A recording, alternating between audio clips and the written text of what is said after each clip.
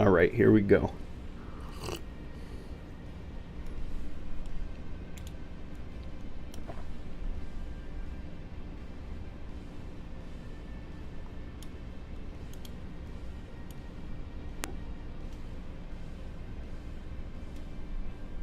All right, we're live.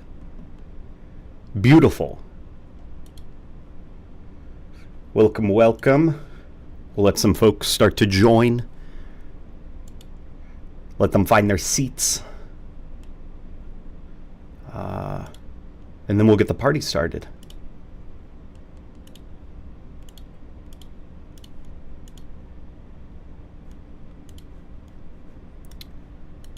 Okay.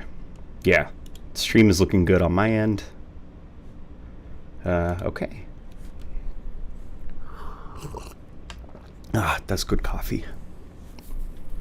Skull is the first commenter. How you doing, buddy? Of course, we got Dawson. We got Lord Dead. Hey, late night. Doing pretty well. How are you doing? Mazurai. We get Gonk Droid. What is up? Not much. Not much. Finally got some time to actually check out the new Halo Infinite update. In between working on the evolution of Halo's Magnum, which I have now finished a little over half of it. I'm kind of in the home stretch now. I've got Halo 4, Halo 2 Anniversary, Halo 5 spin-off material, and then Halo Infinite. I'm considering combining Halo 4 and Halo 5 into one chunk, like talking about the look of the pistol during the Reclaimer saga, but they're so different, the Halo 4 and Halo 5 pistol, that I feel like it would be, it would not be correct, I think. Did they say when Operation Forerunner is coming out? Operation Forerunner is out now. Like, this is it. It's here. See? You got some... I think these guys were inspired by the Terminal. I mean, obviously that's supposed to be the Didact. That's a Forerunner that appeared in a Terminal. Too pricey. Too pricey for me. As well as I'm not... There are bigger fans of the Didact, I think, than me, who would probably get a kick out of some of these, but... And then I guess just like a bunch of stuff that's not really related. Like, I'm not quite sure what these are.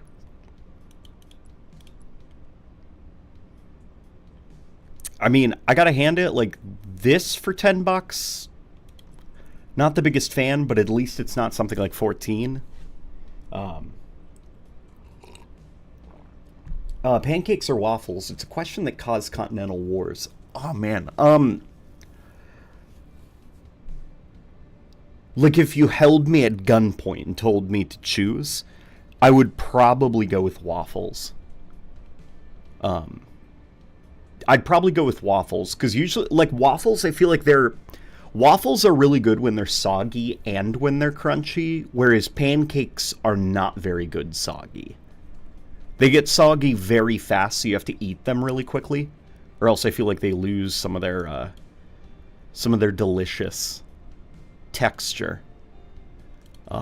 This is the attachment that people clown on for the battle rifle.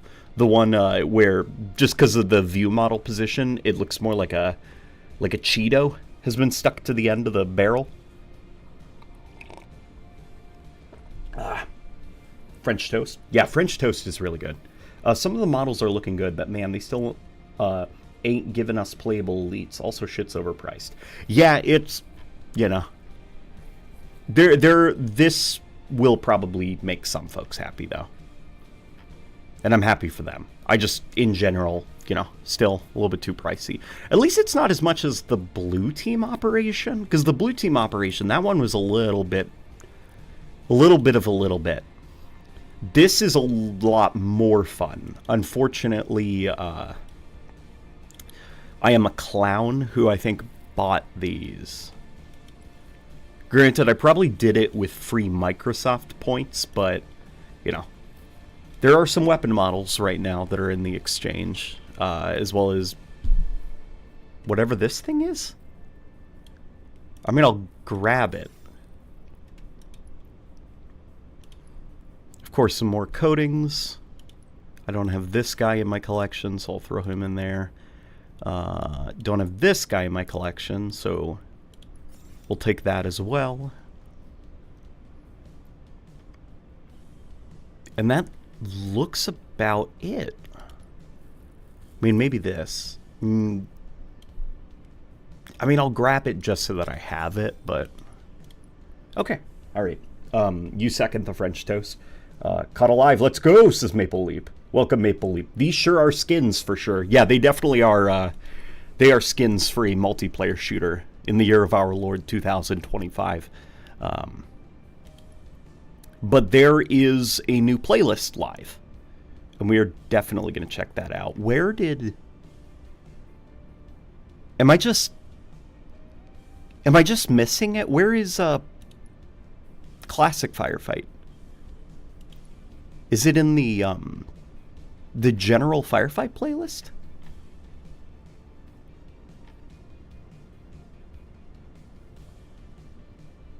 Oh, there it is. Yeah, Classic Firefight. Okay, they didn't remove Classic Firefight. Good. Okay, so it's still there. All right, let's check out this Husky Raid playlist. Hot dogs or hamburgers? Oh, man. A good cheeseburger, I think, is always... Like, if it was like the peak of the two, like you had the best hot dog that's ever been made, and then you have the best cheeseburger that's ever been made, the best cheeseburger will always be better than the best hot dog. Like hot dogs are always like a step below a cheeseburger, at least in my opinion. Like, don't get me wrong, there is stuff that's, can we see the pass? Oh, we'll take a look at the pass. I forgot to take a look at the pass. I think that the best cheeseburger will always be better than the best hot dog, is what I'm trying to say. And that's not to say that, like, I'll never have a hot dog. You know, there will be situations that call for a good hot dog, but in a competition, you know what side I am on. I'm getting screen tearing, which is weird, because this is a VSync monitor, as well as input lag. That's okay. Somebody on the previous stream said that the clicking, you know, that was driving him insane. So what I might do is switch over to controller. But hope you guys can bear with me just for like a single match. Now, you know what? We'll do it now. This is the Xbox app version of Halo Infinite, and no, it does not support the DualShock 4 controller. So we'll have to boot up DS Windows. Make sure that I've got it set to the correct thing. Yeah, okay. Okay, let's lower the field of view just a smidge. Oh, and let's also set it to bumper jumper. Okay, so apologies, I'm probably not going to play as well. Well, I was going to say as well as I usually do, but I don't usually play well, so...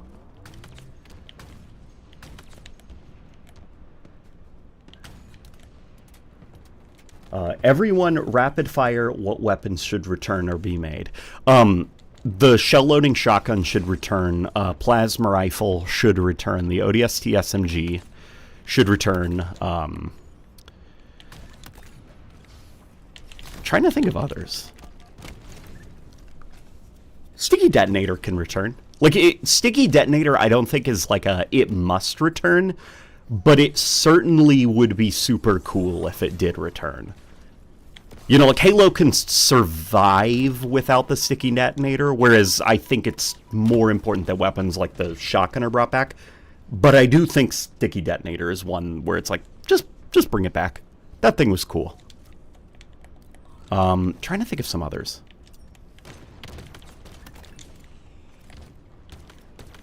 There's just like, there's a lot of weapons in Halo, man.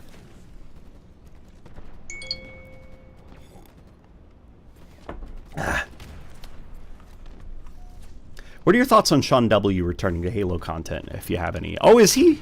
Is he returning to Halo content? That's cool. I haven't seen any of his recent uploads then. Ugh. I'm currently kind of like, I'm turtled up in the trenches doing the evolution of Halo, and I'm learning a lot about what not to do so that I don't need to turtle up and kind of, you know, step away from Halo content creation, because all of my focus is on the specific thing. So once it's done, I'm going to get back into like content creation for Halo. You know, learn how to multitask. It also helps that my beautiful wife is learning how to edit, and she's going to be helping me with uploads, so that we can get a little bit more content out the door. The saw must return. No, the saw doesn't need to return. We already have the machine gun turret.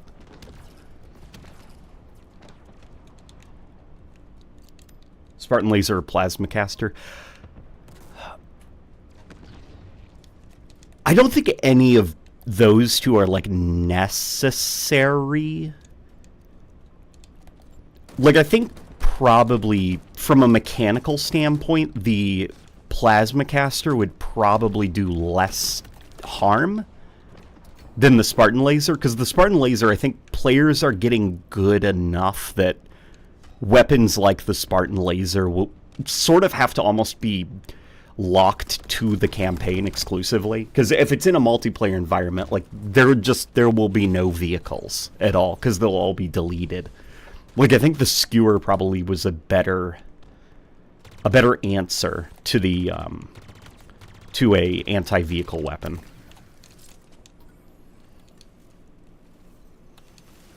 That's at least how I feel. If you feel differently, that's completely okay. Oof.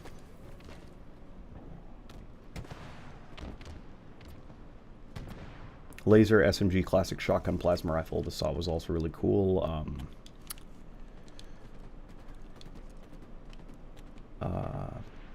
Also at level 17 or 18, you'll get the spanker. Wait, what are we talking about?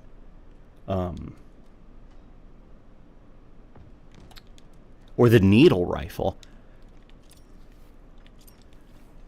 I mean, it would be cool if the needle rifle came back, but I guess I don't know what the needle rifle could bring. Like, if weapons were to return, I guess more. I don't know if you guys saw on the latest episode of Warthog Radio, which you should definitely listen to. It's the Halo podcast that I do with Larden. We talked a little bit about weapon overlap, and, you know, redundancy in the sandbox. And one of the things we discussed in that podcast was kind of like the, how would you reinterpret weapons if they were to return? So that just had me thinking, like, the needle rifle, I don't know if the super combine ability is interesting enough for it to stand on its own, because it sort of feels like just a carbine that kills in 3 shots. Like, the super combine is almost more of like an aesthetic thing. You know, it doesn't meaningfully explode in any kind of serious way. Like, if it did produce a more large explosion, then there you go, but a problem would present itself with the 3-shot kill.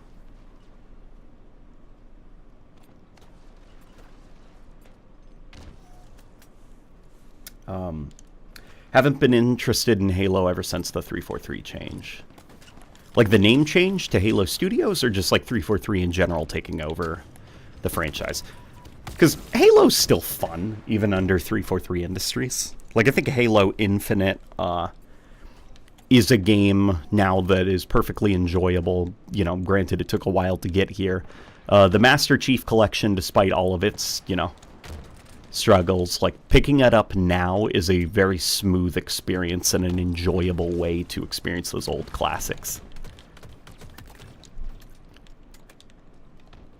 Like, I don't think anybody's going to say that Halo has thrived in the way that it did during the Bungie years, but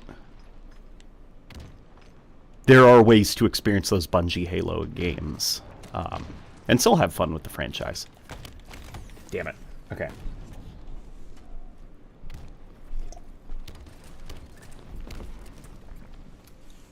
Now do vehicles, everyone. Vehicles, I'm not... The only one I can think of is maybe the Falcon. Like, the Falcon, definitely I'd love for it to return. But Halo Infinite kinda has all its bases covered in regards to vehicles, right? It's really just the Falcon that is kind of missing, and I think that the reason we want the Falcon so bad is because it was, like, leaked. You know, and because loading up a bunch of Marines in a Falcon would be a lot of fun. But I can't really think of anything else that needs to return without it... Like, if you were to say something like the Revenant, if that were to return, that would feel more like it would be cool if it returned. But it doesn't need to return, you know? Like, the Warthog's already here. In regards to, like, the multi-person vehicle. Oof.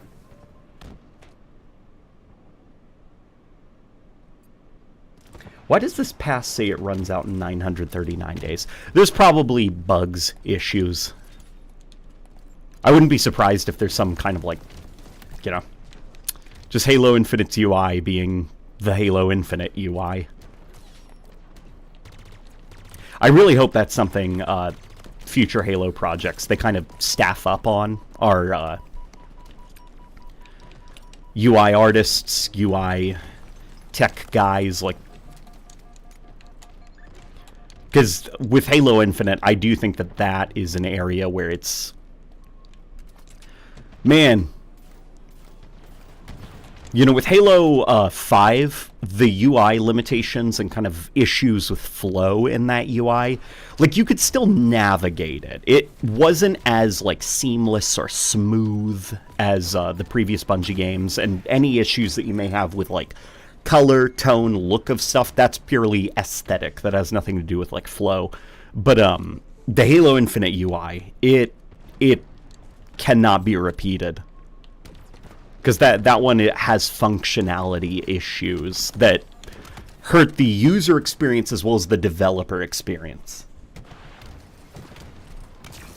The needle rifle is a precision headshot weapon whose main gimmick only comes into play if you go for anything but precise headshots. Also evening. Evening, Andrew. Yeah, that's how I feel.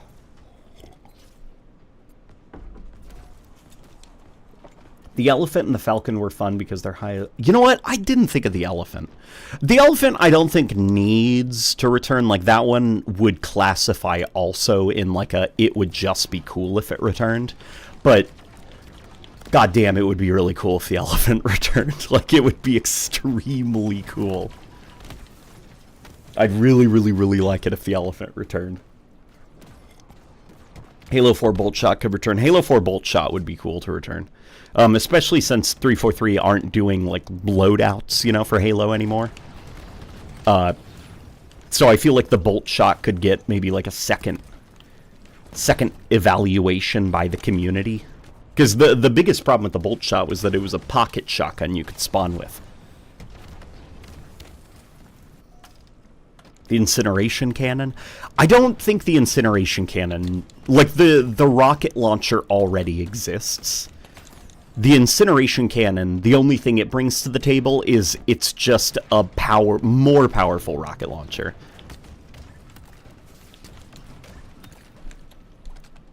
if weapons, there are certain weapon roles that are currently missing representation, like a shell-loading shotgun, where that is more like, yeah, just bring back the classic shell-loading shotgun. But then there are fun things like that, where I'm like, probably doesn't need to return, but it would be cool if it did. I would love, though, if weapons returned from previous games, if they found a way to make them a little bit more mechanically interesting.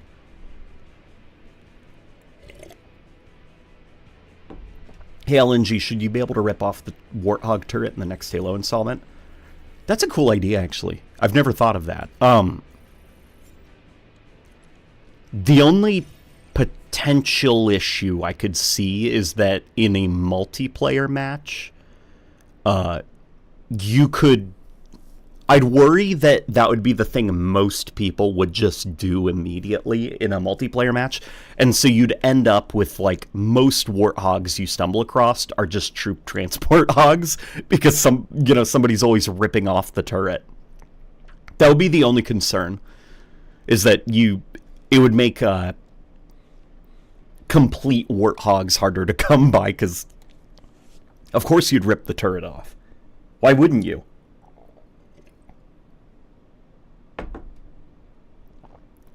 Yeah, the elephant is pretty sick. I really like the mammoth, though. I would kill to have the mammoth back. Well, the mammoth isn't even a vehicle. That thing is it's more or less a building that is scripted to move along a linear path. Whereas the elephant is actually a vehicle that you can drive. If the mammoth returned as a drivable vehicle, that would be hella cool. Like, that would be super, super cool. Could you imagine, I'm thinking of, like, 12v12 big team battle, and you're, like, capture the flag or something, and your flag is located on a mammoth, and the other team also has a mammoth, and you have to board the enemy team's mammoth, and you could have, like, drivers and stuff like that. The only potentially iffy thing about that is... honestly, it comes down to, like, boring people. And I don't mean, like, we'd be worried about boring people. What I mean are, boring people would ruin it. People who just don't like fun. How would you convince folk to drive it? Because you'd have some folks that are just like, go, go, go, go, go. You know, like, I want to get a multi-kill. And they're like, I don't want to sit and drive the mammoth.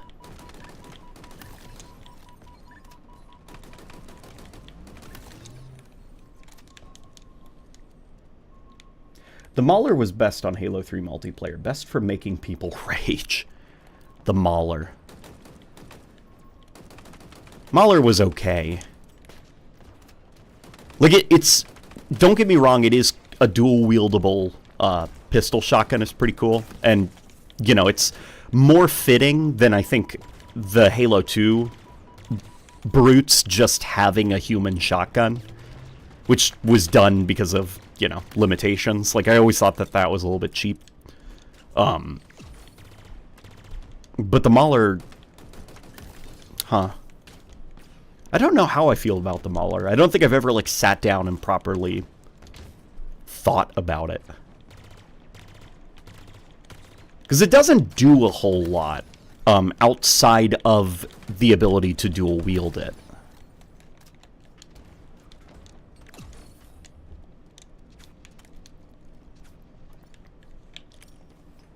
Oh boy. Come on.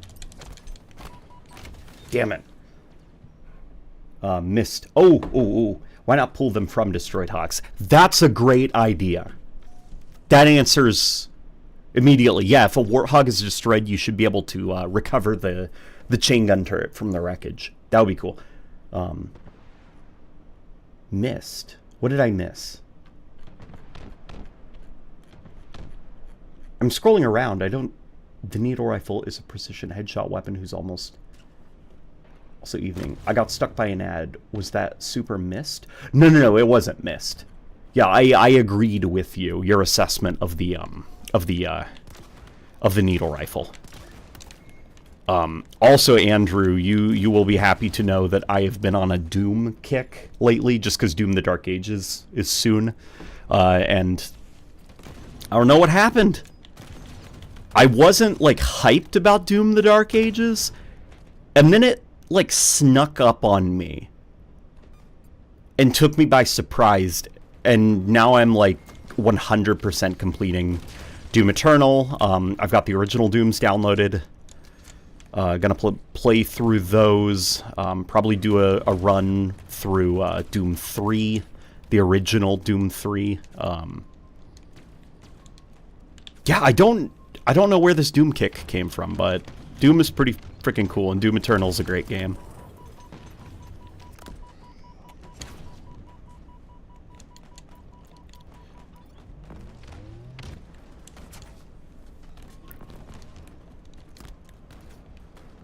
Oh man, you're not using a clackety keyboard. No, I switched over to a controller as to not be annoying. Oh boy.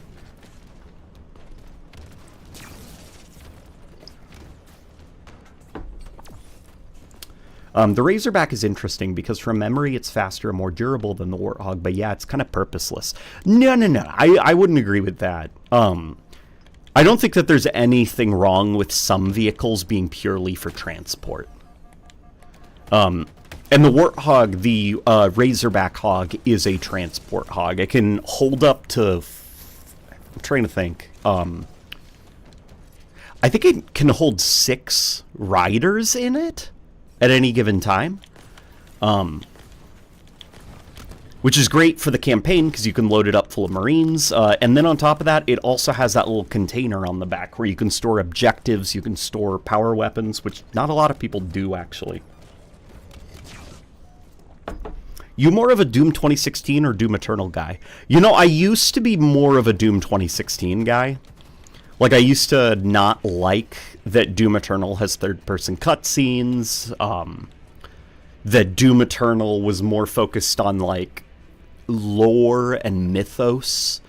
But upon replaying it right now this year, I'm finding that I like it a lot. I think Doom Eternal might be my favorite one. Like, returning to Doom 2016, there are things in that game that I didn't like at the time, and now that games have stopped doing them, I like it even less, which is forced first-person interactive cutscenes, where your guy is just doing something on his own like it's a cutscene, but because it's first person, it flows right from gameplay into that, and you can't skip it. So you have to just watch this first person cutscene. And you can't do anything to stop it. Those are very, very annoying, and Doom Eternal doesn't have any of those. But Doom 2016 had quite a lot of them, because that was just like, we were coming out of the Xbox 360 era, people were still kind of hung up on like the Call of Duty, like, whoa, look how cinematic this is, it's a cutscene from the first person. No, you can't skip it.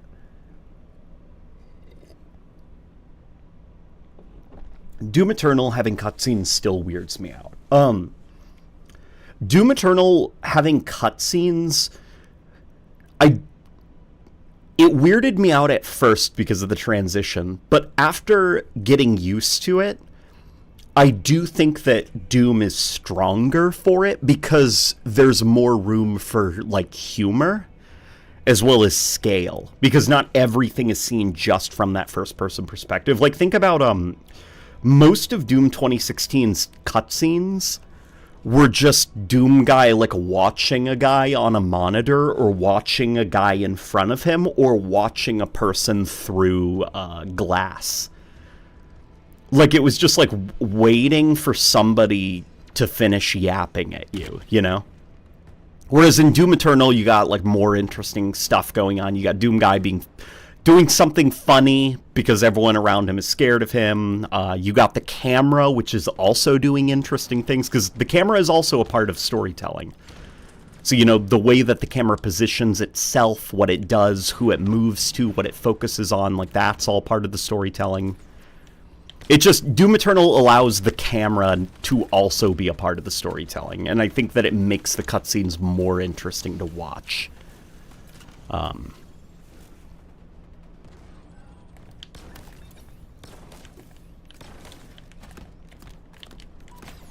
That was an awful miss. My apologies. I got stuck by that ad that came out of nowhere as a typical YouTube mobile, so it was probably read out loud. Need a mobile ad block. Does the YouTube app do ad block? Or like, is there a way to do that, or would you have to like use Chrome? Crap.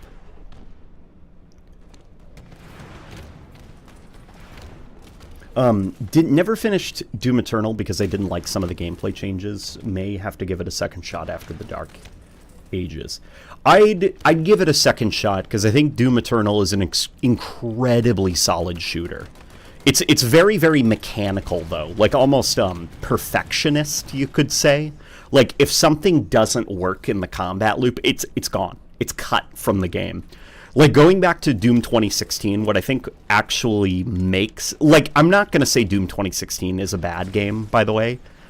There are strengths to both games, and I love them exactly the way they are, and I would not change a thing about either of them. The strength of Doom 2016 is that it's not so strict, so it's a lot more accessible.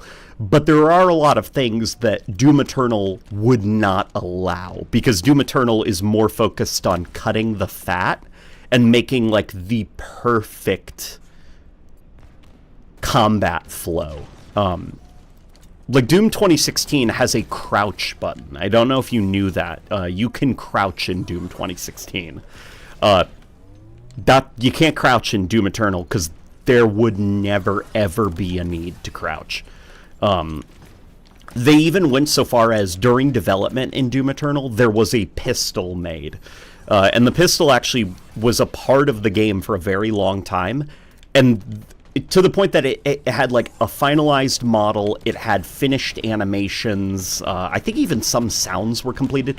And they just cut it from the game because they couldn't find a spot in the combat loop for it. So rather than leave it in there just because of how far along in development it was, they just cut it.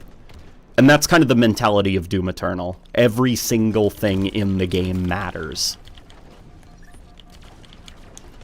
And I've been watching some interviews with like Hugo Martin, the game director on Doom 2016 and Doom Eternal. And he said that when they were pitching Doom Eternal to Bethesda, or I guess ZeniMax, what they actually used to pitch Doom Eternal, like they didn't accidentally make Doom Eternal really difficult. That was actually a deliberate design choice, and what they brought up as a comparison was multiplayer games like Fortnite are super popular and super big. People really like competitive experiences, but the thing is, Doom is not like a competitive multiplayer game. So in the single-player space, what are forever games that people are playing for years and years and years and years? And he brought up, like, Dark Souls as an example, where, like, really high skill ceiling, really difficult to play, but once you master it, you know, there's something special there, and it keeps people playing for years. And he essentially wanted to make a game like Dark Souls, but in the first person. Like a super hard, super mechanics-driven first-person shooter that people would be replaying for decades to come. And that probably is what inspired even, like, the Invasion system that ultimately got cut. Was he was probably thinking of, like, Dark Souls, like, player invasions and stuff like that. So when you think of Doom Eternal in that vein, it's a lot easier to get into it and kind of vibe with what it's going for.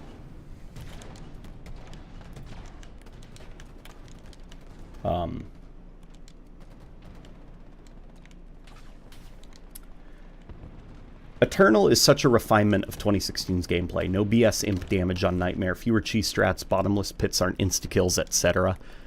Yeah, Doom Eternal is like, Doom 2016 is more like a jolly guy who has, you know, a jolly guy who is just, like, happy and fun to be around, and he's always a good time. Doom 2016, though, is, like, ripped, like the peak of human physique, you know? Like, does not miss a day at the gym. And I think that there is room in my heart for both of those types of experiences, and that's why I really appreciate them. LNG, do you have a Halo collection? I do. I have a collection of Halo toys, figures, statues, little doodads. And my wife, actually, she also has a collection of things, though her collection dwarfs mine in size.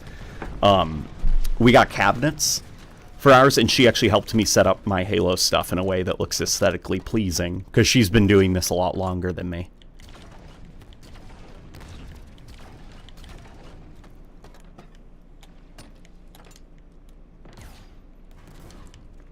I think Dark Souls invasions are fine, but the ones in Sniper Elite made me think about all the possibilities. Do you think Halo invasions would work with an enemy Elite player? Possibly. That could be a lot of fun. Like, what I'm thinking is Halo Infinite's open world would be a lot of fun if well, I mean, number one, you'd have to have people just, like, running around the open world constantly. But, like, could you imagine just the excuse for why a player invades your game is they are Spartan hunters? Like, you know, the Brute Brothers? During development, those Brute Brothers in Halo Infinite's campaign, they were supposed to be a part of a larger system, which was Spartan hunters. Like, the idea is you'd cause enough chaos in the open world, and warlords would deploy Spartan hunters after you in the open world. But, you know, due to time, cost, the amount of people at the studio who could work on such a system, like, that stuff was cut before they went into development. And so the Spartan Killers were repurposed into story elements as the Brute Brothers and the Blade Master.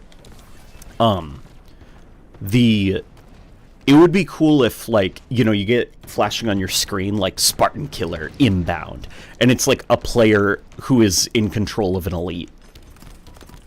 That would be cool. You know, and it's, like, multiplayer rules. Like, we play Halo multiplayer. We know what other players would play like. So it's just like you get invaded by another player, and you're in the open world, and it just kind of feels like a... just, holy crap, like another player just invaded my game. That'd be cool.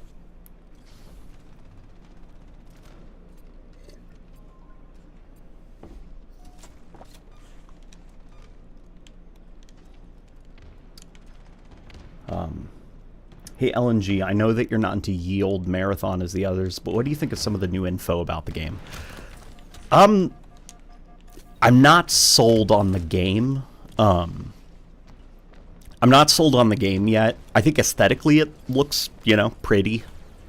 It seems like a lot of the folk who were not working on Destiny have all been put to work on Marathon.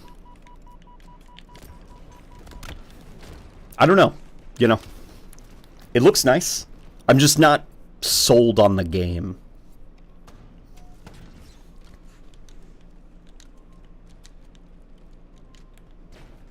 Blade Master has a name, you know. He does have a name, and it's a very stupid name, which is why I'm just going to call him the Blade Master, because that sounds cooler.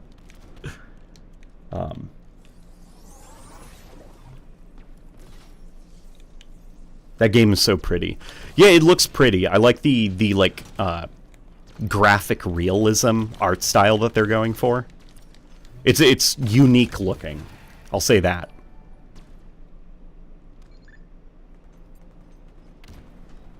Have you tried any Doom 1 and 2 community WODs? There are several I'd recommend. Sunlust, Vanguard, DTWID2, Ancient Aliens, Refracted Reality, etc.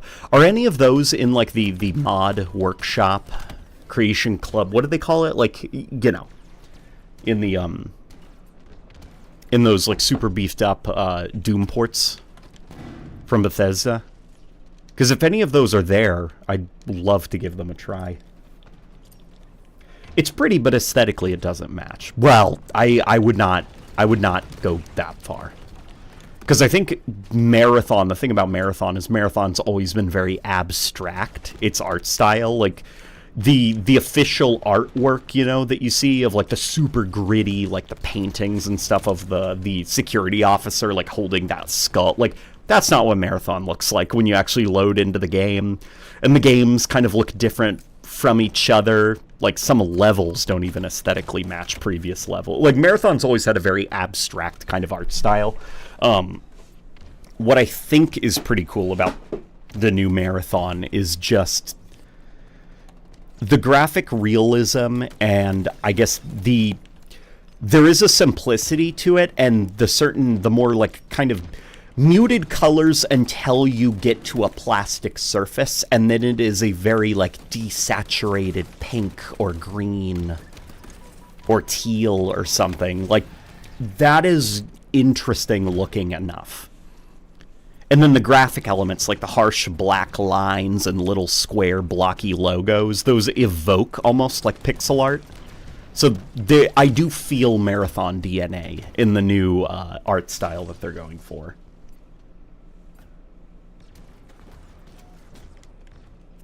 It's just the fact that it's an extraction shooter and the fact that it's like modern Bungie, I'm just not sold on it. And I hope I'm wrong. Like, I hope it's good.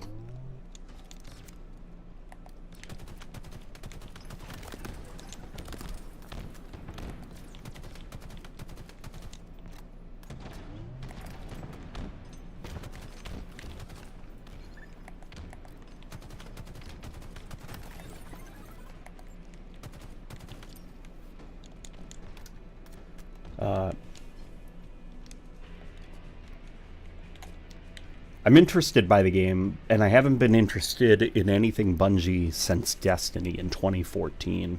Yeah. Unlike Splitgate. Yes, exactly. Unlike Splitgate. Splitgate is a game that had a lot of fun playing it, but aesthetically, I don't think they went for the right art style.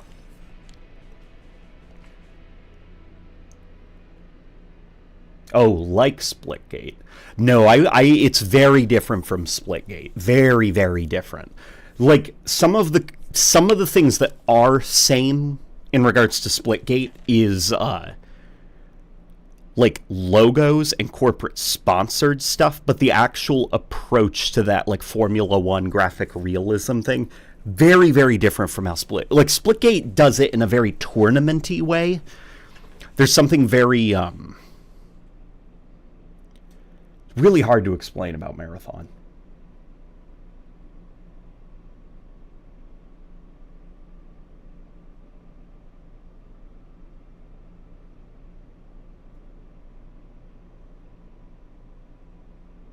I think the new Splitgate looks great. Yeah, the new Splitgate 2 was a lot of fun during that open beta. Here, let me Marathon game Bungie.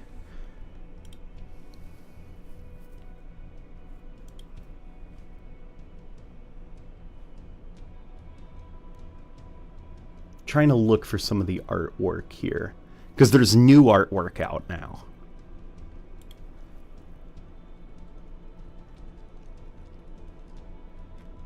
The cat I'm not really sold on. Oh, match is starting. Oh, we didn't even check out the battle pass yet. I'd figure some of them are. Refracted reality wouldn't be, since the GZ Doom source port is required to run it. Same with some of the other total conversion mods. Gotcha. Yeah, I'm also, I want to, like, properly learn how to play the original Dooms. Because I don't think I've ever, like, 100%ed any Doom game ever. And Doom 2 I haven't even beaten. Explain to me what an extraction shooter is. So an extraction shooter is basically like, you know how battle royales, the objective of a battle royale is to be like the winner. You know, like 100 people drop into a map, you collect loot and stuff, and then you like win. Extraction shooters are like smaller. It's still like an massive big world, but usually the gameplay is much slower, much heavier. There are enemy AI patrolling around the place, and you're extracting loot, you're extracting equipment, and the goal of it is to just collect junk and scrap and like anything, and then escape from the level with the stuff that you got, and then it is stored in kind of like a virtual storage. So like, you know, there's this specific sniper rifle you want. You start your first thing, you got nothing. And then you find a crappy pistol, extract with the crappy pistol. Now the crappy pistol is in your inventory, and you can start your next extraction run with that crappy pistol. You find a backpack, get that. You know, grab a bunch of junk that you can make money off of. Stuff like that. And, you know, obviously if you die, you lose that stuff. Like, it's gone. You know, you spawned it from your inventory and you blew it. You died, so it's gone forever now. That's the fun of extraction shooters. It's just that, like, that tension of you've got a backpack full of the best stuff and you want to get it out of the match and put into your digital inventory.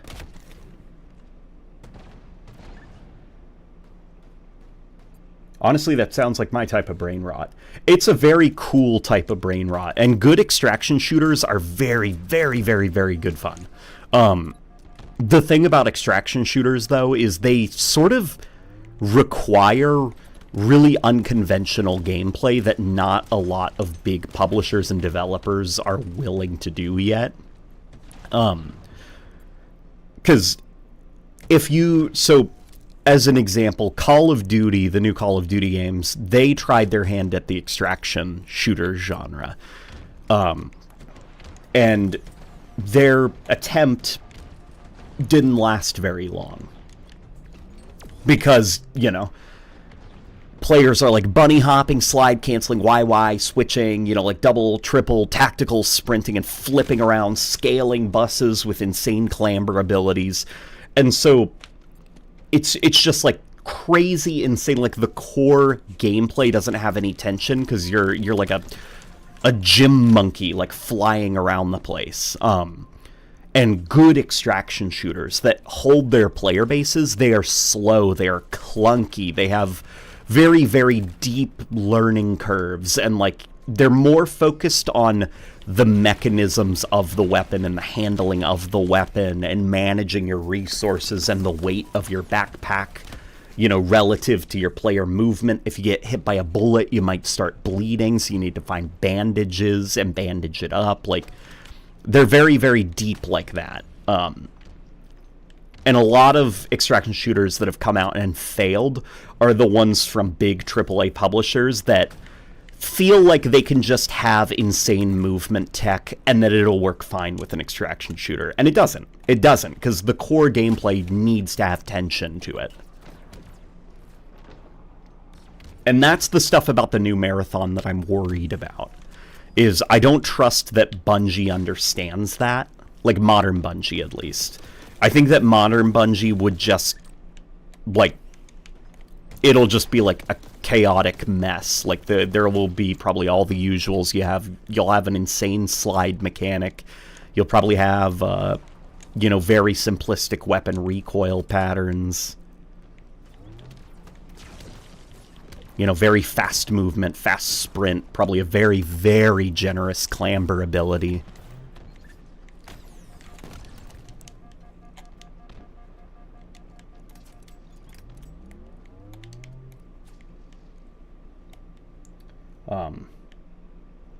One of my best friends and I play high-level Helldivers 2, and it's essentially a stealth game. Yeah, Helldivers 2, there are some arguments about it because you don't actually, like, extract weapons. But Helldivers 2, I would say, is so close to being an extraction shooter that I won't argue with people who call it one. because it does play a lot like an extraction shooter. And Helldivers 2, as an example, it's got very kind of heavy, very unconventional gameplay. Like, it's... They are doing the thing where if you reload your weapon too early, you throw away the entire magazine worth of bullets. And that's not a lot of thing modern shooter companies are comfortable with doing, you know? That's a little bit too difficult for most players. But Helldivers 2 is confident and does that.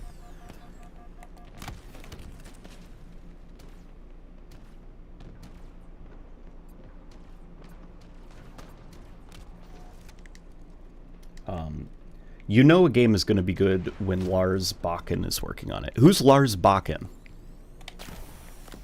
I feel like I've heard that name before, but I can't pinpoint where I've heard that name. Unless I'm confusing it with a different Lars. I mean, Destiny 1 moved pretty slow and had a stamina system. I wouldn't say that. Destiny 1 was very fast-paced. And it had a jetpack. You could just, like, fly over the levels. Like, the Destiny kind of gameplay doesn't have enough tension in it.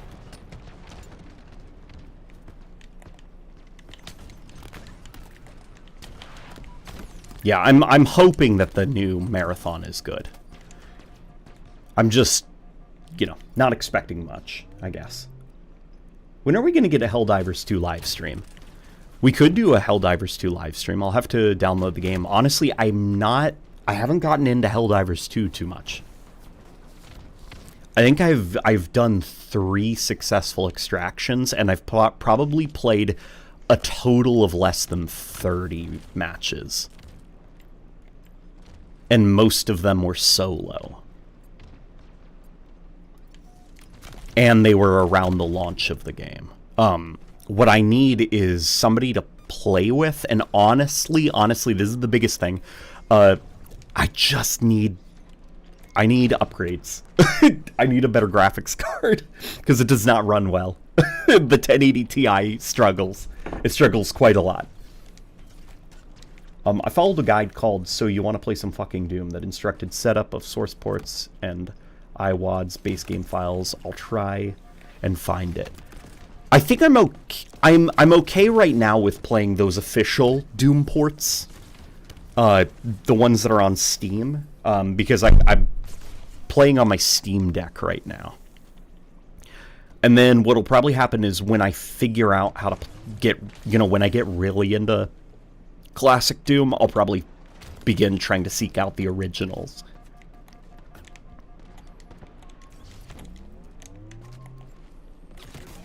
Damn it.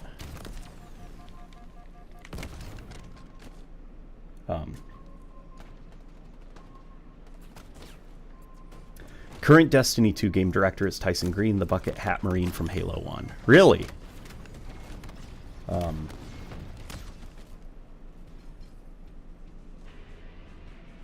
Lars has been at Bungie since the latter Halo 2 days, if I recall correctly. Gotcha. Hopefully it's good.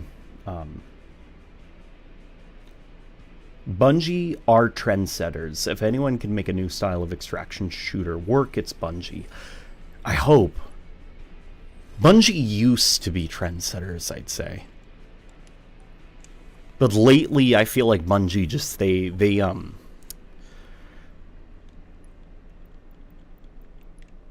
you know, if you're a Destiny fan, you know what it's been like.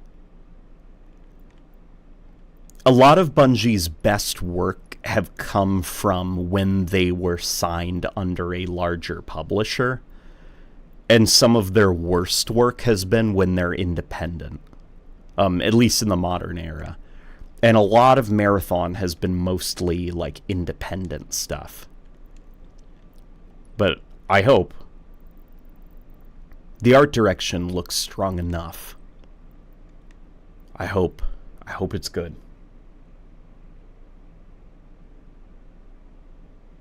Did you see Xbox announce their showcase today? Chances we'll get a Halo update, or at least an update on Halo Studios. I doubt it. We're not going to see anything from Halo this year. What are those things? Are those like God rays? That looks cool.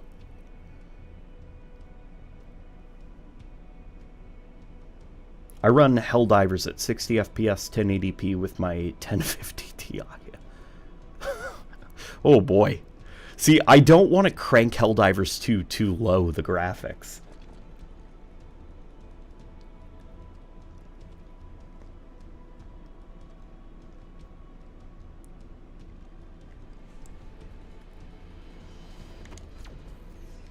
Though that may be a positive, I doubt a publisher would be too happy about a solid extraction shooter.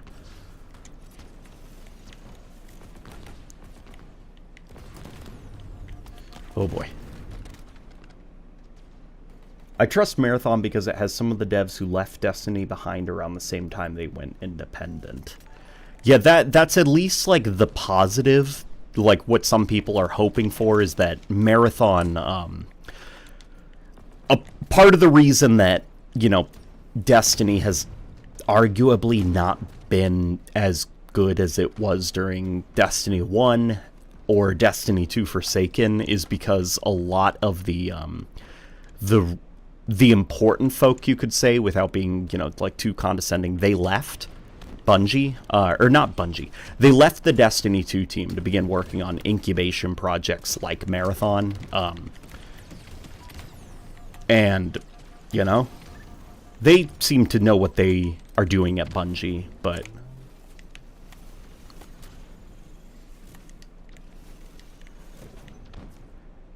just upgrade your GPU a little bit. You don't need to get a 50 series GPU, LMAO. Honestly, I stopped playing Halo Infinite after the season with Infection. Oof, oof. Wow, that was a while ago. I can't remember which one. I'm just so burnt out. How about you? Halo Infinite is a game that I enjoy playing. I enjoy playing because I'm trying to get to the max rank, the hero rank, and we can take a look at like my rank. I'm nearly there. It's fun every night to put in a couple games of Firefight. You know, a couple games of Firefight, see my progression go up a little bit. Like, I think with Halo Infinite, don't get too, you know, attached to it. I don't think that the ranked stuff is a lot of fun, personally. Like 4v4, I think... Okay, let me slow down. Have you been following the game since the Infection update, at least? Like, have you known kind of like the broader, the big change stuff that they've added to the game since then? Or are you completely out of the loop in regards to what content the game has now? That would be a good place to start, I think.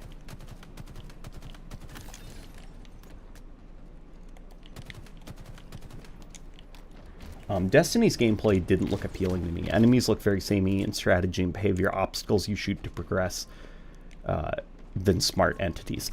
That's a fair assessment, I think. Like, they are somewhat interactive, but they are definitely a step down from, like, the kind of enemy compositions you'd find in Halo.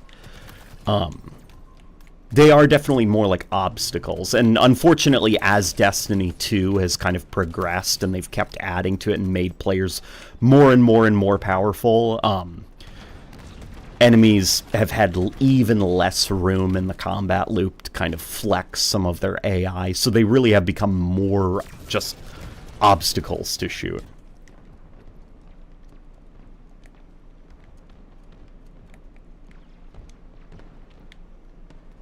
Finally got to Hero last week, taking a big break. LOL. Is the new Operation any good?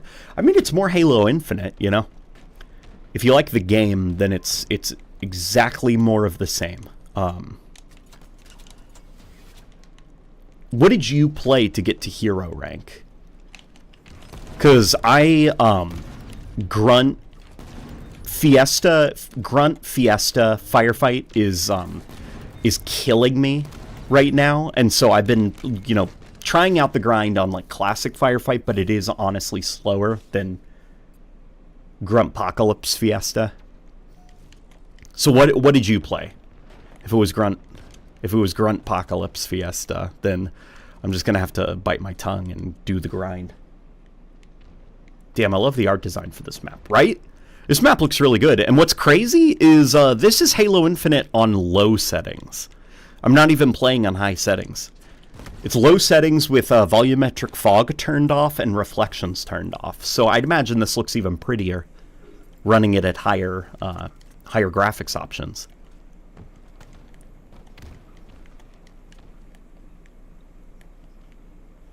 Destiny 2 is made with popsicle sticks and spit, so of course they have to be basic enemies. I'm not going to say that. Destiny 2 is not made with popsicle sticks and spit. If it was, it would be barely functional as a video game. It would be crashing constantly, and it would be very hard for them to add new content to the game. Like, Destiny 2 is what it is. I think it's just the kind of game that they were developing with Destiny 2.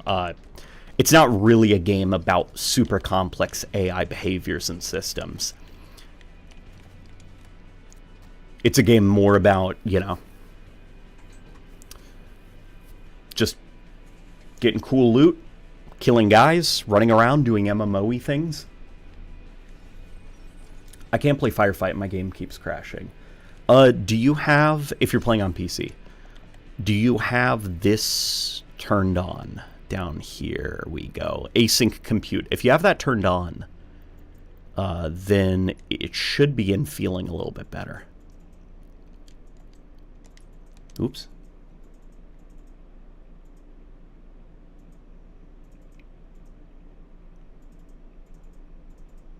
Husky Raid is good to grind. Is it? Okay. The reason that I've been doing Gruntpocalypse Fiesta is because Gruntpocalypse Fiesta is like a guaranteed 5,000 points, whereas Husky Raid, it's a little bit more inconsistent.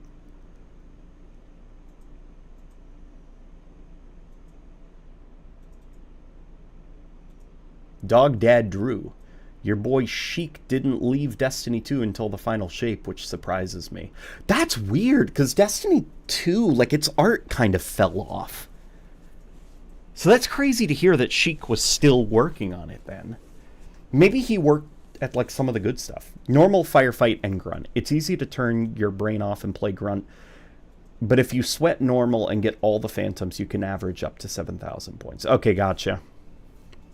Maybe I should just start playing normal. Do you play Fiesta Fight? Normal? Because the reason I do the Fiesta variant is so that you have the infinite ammo. I'm hoping for more mystery to come back with Destiny 2 with Frontiers. To be honest, I don't think there will be.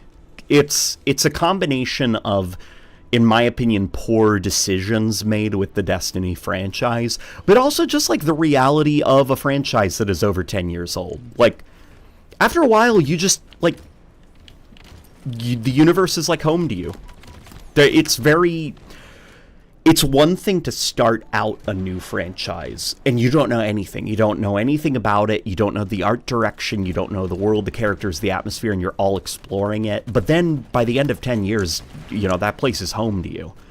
And just going to a new planet isn't going to bring back the mystery, because you're going to be surrounded by characters that you know.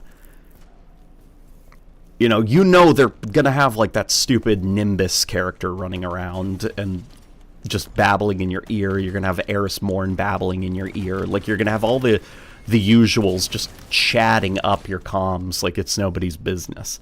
So it's going to be very hard to kind of ever get back that kind of mystery.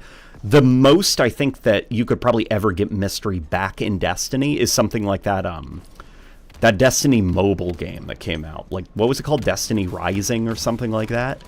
And that's mostly because it's, like, set in an alternate timeline. And it's done by, I think, like, a Chinese company.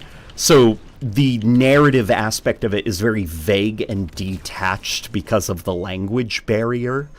So you've got that kind of, like, separation from the world that Destiny 1 had around its launch, and which can kind of bring back some of the mystery.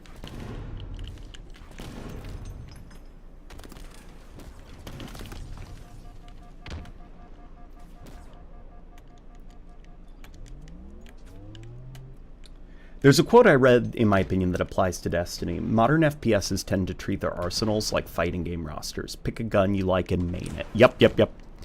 Yeah, huge, woof. You know, and in Destiny's case, like, I think that's okay. But the problem is, Destiny is so focused on, like, its weaponry and not... It's so focused on its weaponry and making the players feel as powerful as possible. And this is in some part, I think, due to the player base. Like, it's their fault as well. That Bungie has been kind of bullied into a corner where they're only really allowed to make players more powerful, not less powerful. And, you know, for the AI, they really are struggling to come up with interesting ways to fight the AI just because you're deleting them. Like, the latest thing they've started doing back when I was into Destiny were these, like, battlegrounds. And the battlegrounds were essentially like, okay, it's 40 enemies on screen at any given time, and you're just deleting all of them. Like, that's the best they can do now, is just send them to you in big hordes, because individual ones don't matter anymore, because you're too powerful.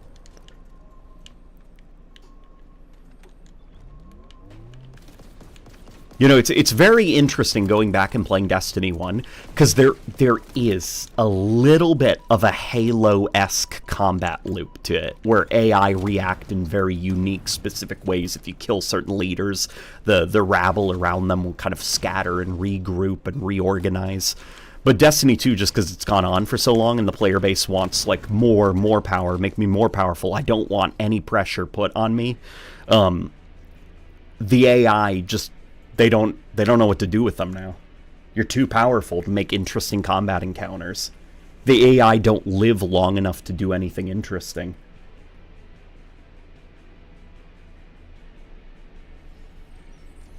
The volatile skewer is good for Phantoms. It spawns on Valhalla. Yeah, the volatile skewer is like... The skewer just in general is one of the best weapons to deal with the Phantoms. It's like... Yeah, you get this skewer, wait till you hear that foghorn, and then you can usually remember the directions that the Phantoms come from, and I've gotten pretty good at leading my shots with the skewer on Phantoms. Do you think they'll ever make a Destiny 3? No, I don't think so. I think, in my opinion, I think Destiny is, Destiny's time in the sun, I think, is kind of over. Like, similar to Halo, how Halo had that 10 years where it was just surging. Like, it was impossible to exist without hearing about Halo. I think Destiny was the same way. It had a good 10 years, but now I think it's kind of, like, come to its, not end, but I don't think it'll ever peak again. I don't think Destiny will be, like, the game again. I think Destiny's time in the sun is over. And so people are looking towards Marathon right now, and they're hoping that this will be the new thing. Sheik went into more of a supervisor role with the last several expansions. Gotcha. Okay, that would make sense then. Hello, everyone. How's everyone tonight? Things are going pretty well. Things are going awesome, actually. I'd love for sunsetting. They blew it with Beyond Light, LOL. Gosh, yeah. Beyond Light, I didn't like mind it too much, because I don't think the Red War campaign was that good, contrary to what people think. I definitely understand the not wanting to, you know, get rid of, like, you know, content you already paid for. And Beyond Light I liked as, like, a reboot, sort of, for Destiny 2. Like, it felt like a fresh start, but I do wish that there was, like, some form of sunsetting. Like, just something. Like, it kind of sucks that the new DLC comes out, and it's just, I'm still using the exact same guns, because I'm infusing them.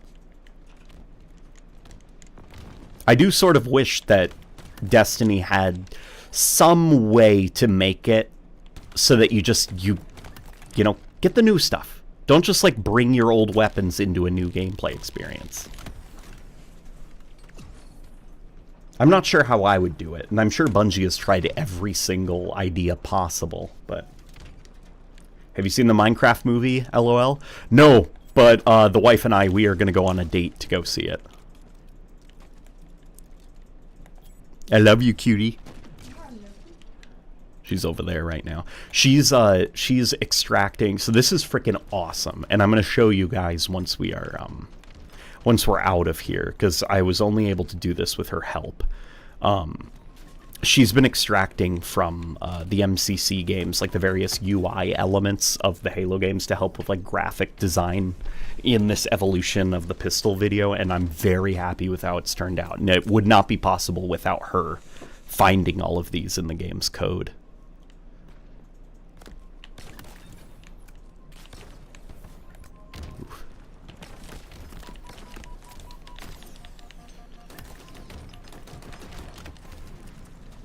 I'm so much more a fan of arsenals as a suite of tools you must leverage to its fullest, regardless of if it's a 2-gun limit or a hyperspace arsenal.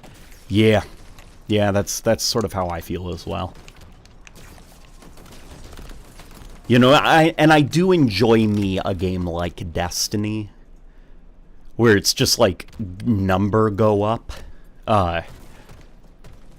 This gun is the gun with the better numbers, so use this. But it has to be like very specific. Like Borderlands, I've tried so many times over the last, God, like 15 years that the franchise has been around, and it's never stuck.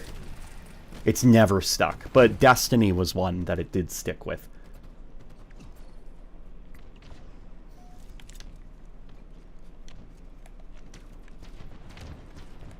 Whoa, your wife is cool for that. She is cool. She's very, very cool. So, the Warthog Radio podcast, she's edited the last 2 episodes of it. And she's never edited before. And her first project was like, hey, put together the audio and video and stuff for this 2-hour, podcast thing. And she did it. And this latest episode, she edited even faster. I'm really proud of her. She did a really good job. And the next episode, or not next episode, the next video I think I'm going to have her do. So, okay, this is something I could run by you guys. Here's some ideas. Tariffs hit the Halo Infinite store.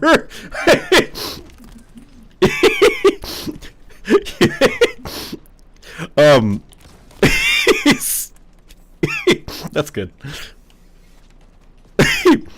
It's like, oh, God damn it, even the UNSC is not safe. We've announced 75% tariffs on the United Nations Space Command and all her colonies. They haven't been treating us fair.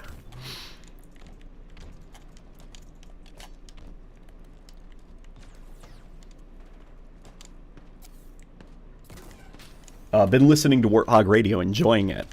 I am happy to hear that. I enjoy doing Warthog Radio a lot. Laper and I both do. But what I'm thinking for the next, like, I'm thinking of more videos like the latter video that I did.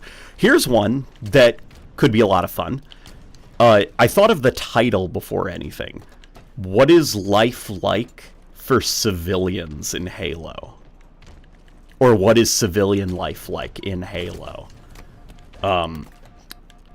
Because that's a thing that, like, isn't usually explored a lot, because it's, like, very, very rarely important. But have you ever just, like, stopped and, like, looked around? Think of, like, the map Plaza from Halo 5. It's set in, like, a plaza, There's, like, a food court, there's a street. There's a lot of, like, just stop and look around, look at, like, the signs, look at the little shops and stuff. Halo Infinite also has streets. ODST is set in a city hub. Halo 2 has Old Mombasa. Like, Halo Infinite, the Old Mombasa map in Halo Infinite, there's a I think it's a shop, or like a coffee shop or something. It's no, because I think there's booze on the shelves, but there's also like books with like paper. So they're still doing that 500 years in the future, and that's like something that sticks in my mind. It's like leather bindings? You know, leather bindings like old books? Like in Halo? They're still doing that? Okay. Something in the field killed my son. There's also Halo Reach. Halo Reach has a lot of civilian stuff to just kind of like... Yeah, God, like Halo Reach, if I remember right, one of the farms that you can enter, the house has like a wooden stove in it. Or like, not a wooden stove, a wooden oven, like for baking stuff. And it's just like, wow.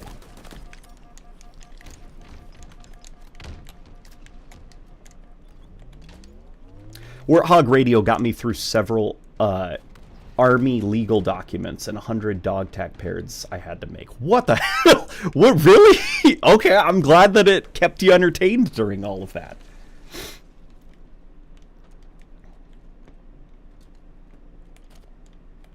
It's gonna be the biggest thing you've ever seen. It's a beautiful word, a beautiful word.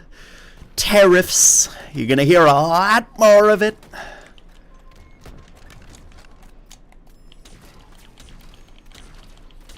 Cortana, increase blood alcohol level.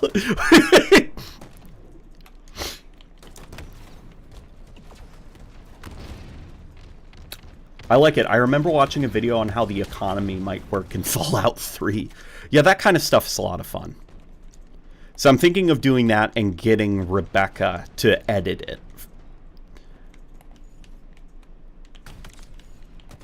I'll have to get the footage and stuff.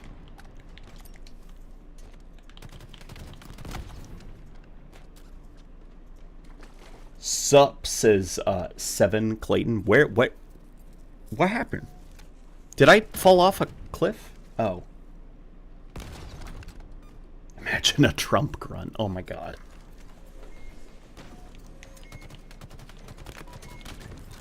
I'm just like picturing like a tiny little grunt with that hair. Like slightly chubby. Got that hair. Lots of screaming, yelling, bossing people about.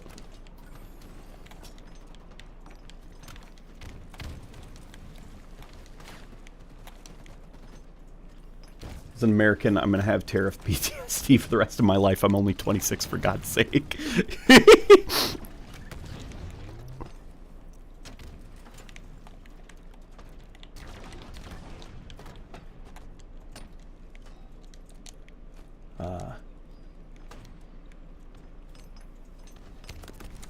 From what I've heard of others, the cinematic viewing experience of a Minecraft movie is more or less the Red Letter Media Loves Rogue One type YouTube video.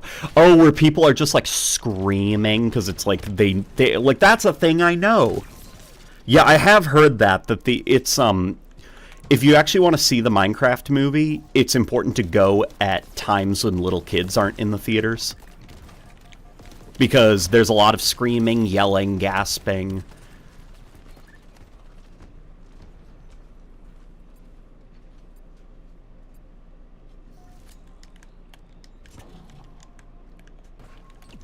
Yeah, Warthog Radio is genuinely so good. That makes me very happy to hear. We're going to be getting Hidden Xperia on it. He asked already if he could be on an episode, and we're like, yeah. Fuck yeah, you know?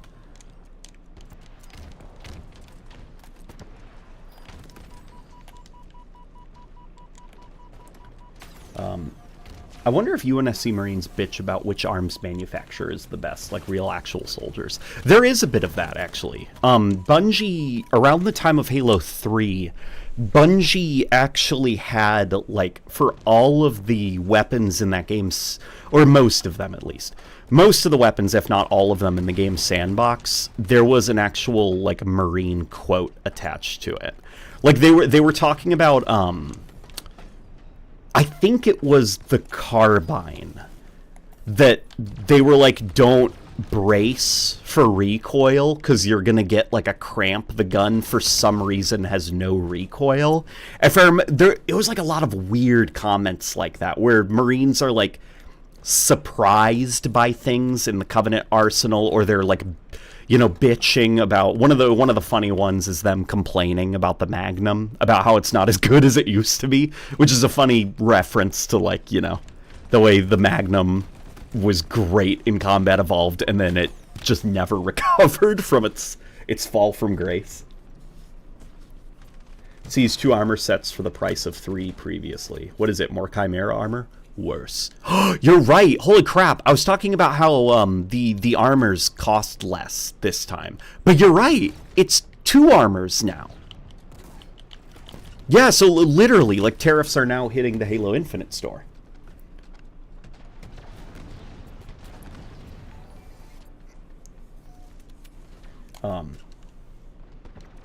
Imagine being a parent and having to slog through nearly 2 hours of CGI hell. LOL. How is the CGI in the Minecraft movie? Like, I'm not talking about the designs. I'm talking about implementing the actors into the CG environments. Because something that I saw from the trailers that was... I was like, this is, like, really bad. What the hell? Was... It felt like almost like a Wes Anderson movie, the way that the camera was blocked, and everyone was always like just standing there in a group next to each other. Like you had no dynamic or different camera angles. It was always just kind of like the same. You were either like close up of their face, like medium shot, or like, you know, distance shot seeing the whole group. It didn't. I could like see the green screen. Does the filmmaking do any attempt to kind of make them feel more like they are actually interacting with this world? Or does it stay with that, like, very flat, very static, like, all right, everybody, get together now. Like, we're going to shoot the scene, you know?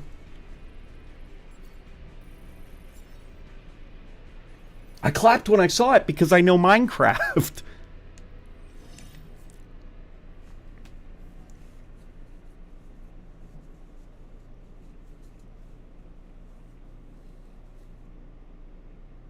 Is this the last Halo Infinite operation? No, it is not. The Minecraft movie has alright CGI. The pirated version was unfinished and unrendered. Okay, I have not seen like the pirated version because I don't care about the Minecraft movie that much. I don't care about it enough to watch a pirated version of it. Like, I'm not dying to see the Minecraft movie. What I'm more excited about is having a date with my wife.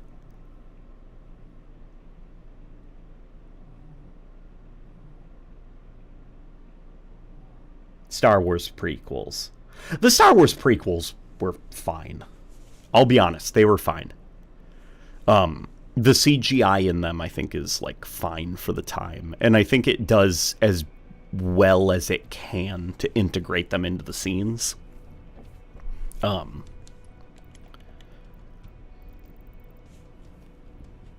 excuse me. You know what I am going to say? The performance has gotten better on PC. Like, the game feels better to play now, which I could not say around the time of the Blue Team Operation launch. So they must... I do remember Unisheck mentioning that they were going to be making some improvements to PC performance, and by golly, they must have.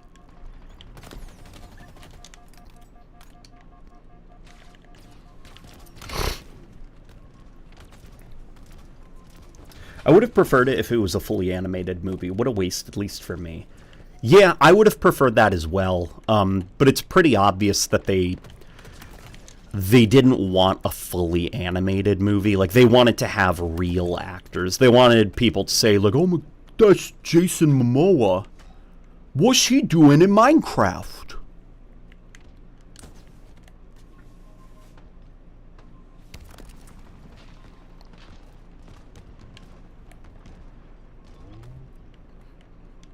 As well as there's a little bit of like that, it's like a trick to get kids to like it more. It's like the fantasy of like, you get sucked into the world of Minecraft. Like you're in the real world, but the world of Minecraft is real. Which you don't get that if it's if it's just an animated movie, because like from the start, there's no establishing a real world, seeing like real actors interacting with the world of Minecraft. It's just like a thing, to get the kids' imaginations going crazy.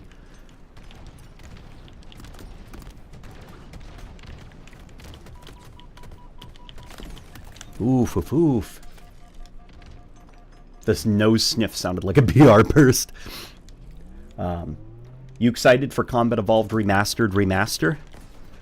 I am looking forward to what they do with the Combat Evolved remake. Here, let's actually turn up some graphics settings. Just to, like, see,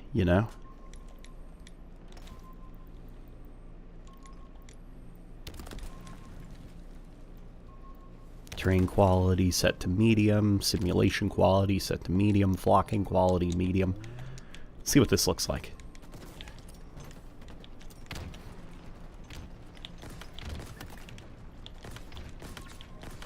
Yeah, it is running better. Much better. Because before this map, I couldn't get a steady frame rate on it, and now it's running a lot better. Speaking of prequels, have you seen Emp Lemon's video on Jar Jar Binks? It goes into depth about how groundbreaking CGI is, particularly with Binks. I have not seen that specific one, but I've known for a while that Jar Jar Binks, like, the technology that powered Jar Jar Binks is pretty revolutionary. And if it wasn't for Jar Jar Binks, we probably would not have gotten other CGI greats like Gollum and stuff. I don't know, like, the Red Letter what's very annoying about Red Letter Media, I think, is how that video, it's perfectly okay to not like the prequels, but, like, it was just made on a computer, none of it's real, like, that dismisses a lot of the artistry and skill that goes into CGI work. Like, there are movies out that you have seen, and you would not know that some of it is set in, like, a CGI environment or has been enhanced with CGI and visual effects and stuff, because it's used so carefully. And visual effects are sort of just like the digital next step of some of the stuff that was done back in the day, like, some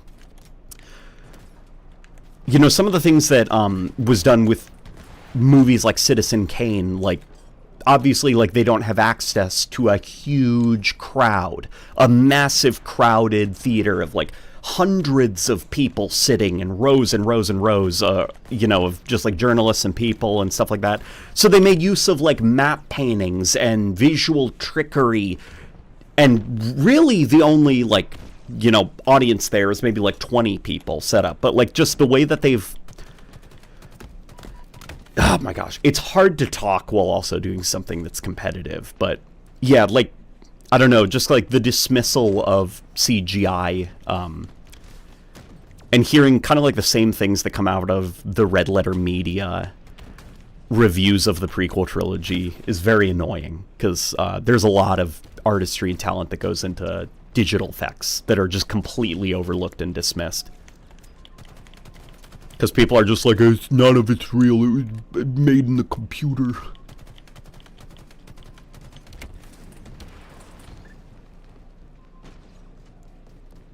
Jar Jar got shafted badly, but we know he's a true Sith Emperor. The movie made you and your little brother start a new world in Minecraft. That's what I'm hoping for. My wife and I, we have a Minecraft server, or not server, like, I just join her game, she saves the game, and I hope that gets us playing it again. I'm happy that the Minecraft movie seems good. It was just a very bad first trailer, I guess. Chat, do we think the new Superman is going to be Kino? Oh man, the new Superman looks really good. The stuff like Justice League characters being in it not look good. I don't like that. You know, I was kind of hoping, like, this could just be, like, a Superman movie. Without, like, 1,000 other characters joining and setting up a cinematic universe, which I know it's part of a cinematic universe, but, you know, it still looks really good. The new Superman costume looks freaking awesome, and the new actor looks great as Superman.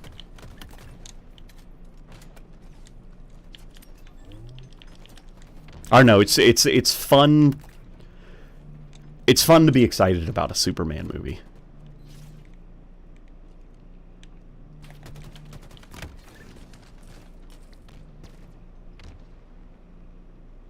Mr. Plinkett Star Wars reviews are, funny vids at the time, but quite insufferable nowadays.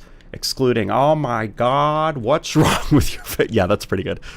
Same with pledging, what was it? Pledging your loyalty to the Monster Mash. Like, that line was also pretty good. Yeah, like, the Plinkett reviews of Star Wars are fine on their own. I guess it's more like the fan base became just insufferable because of that, and just, like, kind of, like, repeating the exact same things Plinkett says. Like one of the biggest sins to modern filmmaking is that Mr. Plinkett, or not modern filmmaking, internet critiques of movies is Mr. Plinkett saying shot, reverse shot, and now everyone thinks that they are a film critic because they're like, the scene was not good because they used shot, reverse shot.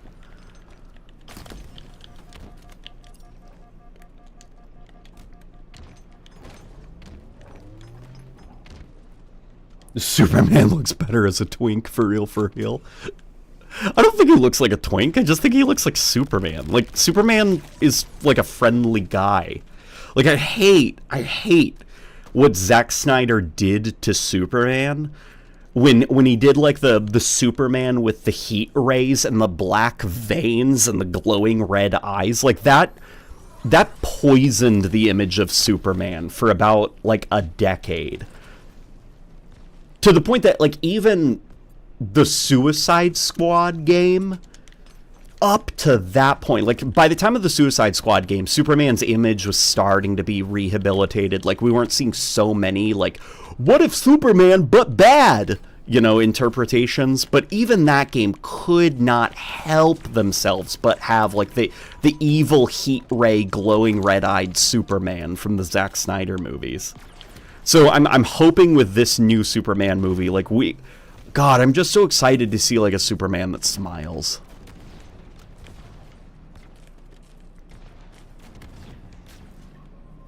Like, a Superman that has, like, a costume that doesn't look like a desaturated avocado skin with fake muscles.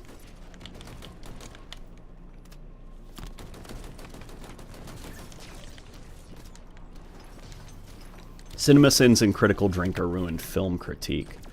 God, Critical Drinker, that's like, without getting into that, Critical Drinker, that guy's a fucking idiot. I fucking hate that guy's reviews so much. Like, it's like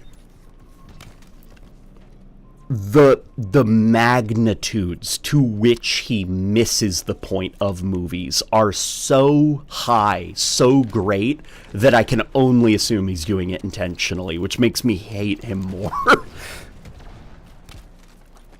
That's a cute opinion. You get it from a YouTuber? Basically. The evil Superman archetype has been used in more media than actual Superman. Yeah. The dog was pretty cool. Yeah, Crypto is a lot of fun. I don't know. Like, as I've gotten, like, older, maybe this is, like, some of this maybe is, like, things are changing, you know, the passage of time, but I am also, like, I kind of like those sillier aspects of like characters like Superman, like the, you know, when I think of like something like the Joker, I think nostalgically about Cesar Romero doing the Joker, and I'm like, you know what would be really freaking cool? Rather than like another Batman movie where he's like brooding and angry and miserable, it would be really freaking cool if we had like a corny, cheesy, like Adam West style Batman movie. That would be freaking awesome.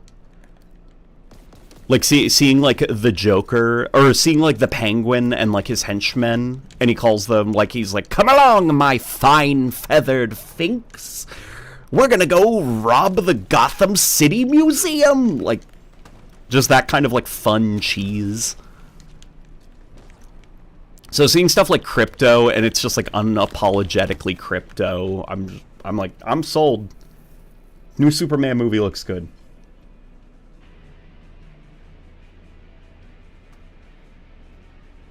I'm beyond excited for Superman, I'll admit, but I'm also excited for the new Fantastic Four. Don't care about Marvel and the MCU as a whole, but it actually looks good. Fantastic Four does look good, but I have like 1 foot off of the excitement thing. Like, I'm more like, I'm just gonna sit back. I probably won't go out of my way to see it unless, you know, there's a reason to, because it will ultimately tie into the next, like that, like Avengers Doomsday. Like, God, I don't care.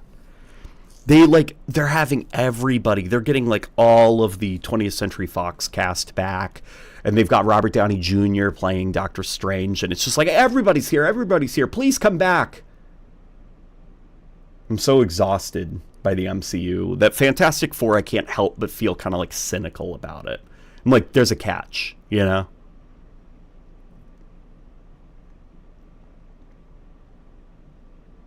Batman the Brave and the Bold. People forget that Joker is a clown mobster.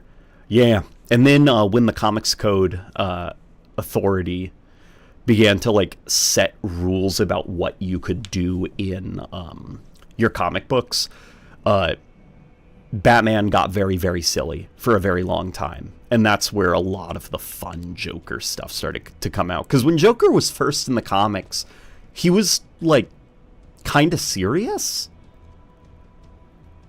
Like, he was just a guy that happened to look like a clown. Like, he still like committed crimes and stuff, but like he wasn't like insane and laughing maniacally. Like, he was like scheming and had like henchmen and stuff, and he just seemed like a mobster that looked like a clown.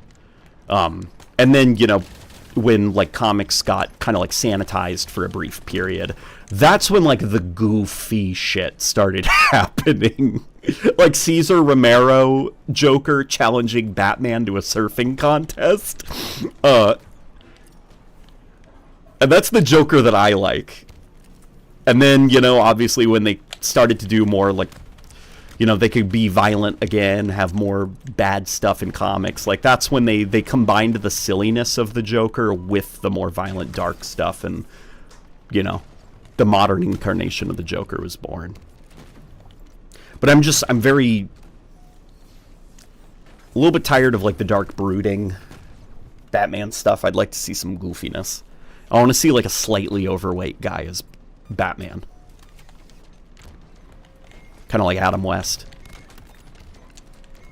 Like, come on, Robin, to the Batcave. And then, like, you know, pulls the red book on the bookshelf, and then there's, like, the fire poles and a big sign that says Batcave.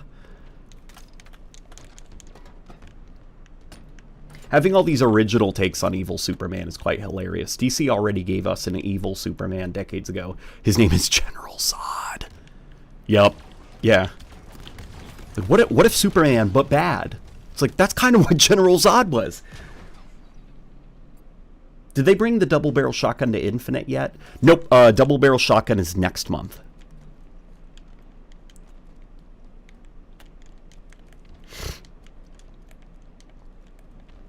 What is going on? Not this way. Complain about it on Instagram and Facebook Halo accounts. What is... What's going on?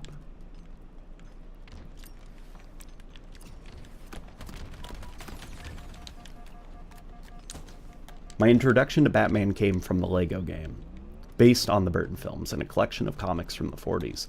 Interesting, interesting. Going to work on a map for this Husky mode? What is going on in the chat? Somebody's got a lot to say.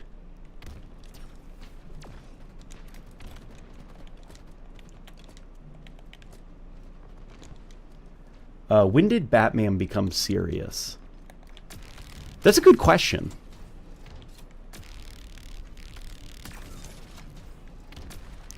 Ay, man, when I see that hammer starting to come down, it's like it's over.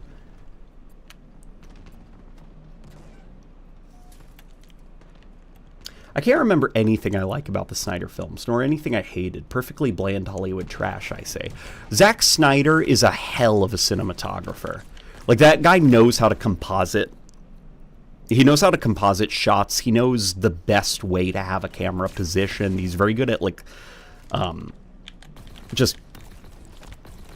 Yeah, he's really good at the cinematography aspect, but it should be written into law that Zack Snyder that man should be barred from ever working on a film script or being a director of a movie.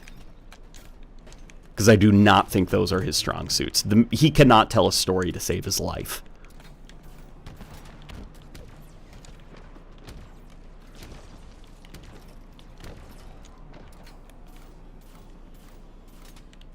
I only know Serious Batman. The Adam West show is totally alien to me. The Adam West so the worst aspect of modern Batman is Robin, in my opinion. Robin, Dick Grayson, Nightwing, the Bat Family, all that stuff is awful. It's trash. I think it's very bad. And I think where that stuff worked was in the Adam West stuff, because Batman was more of like a detective, like a light, almost like think of like the Pink Panther type lightheartedness is how Batman was during the Adam West years, where it was just like, you know, Batman, you have to come down to the Gotham City Bank. There's something here for you. And then it's like, what is it, Commissioner? Come on, Robin. There's a letter for you, and the vault has been opened. And it's like, must be the work of the Riddler. Let's open the letter. You know, and then it's like, the letter says, a man dressed in green will soon cause a scene. That must really be the Riddler. Like, it's like that kind of just like fun cheese. That was like the Adam West stuff.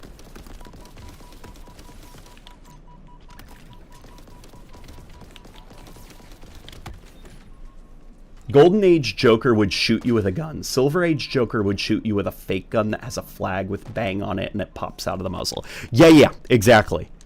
And he would also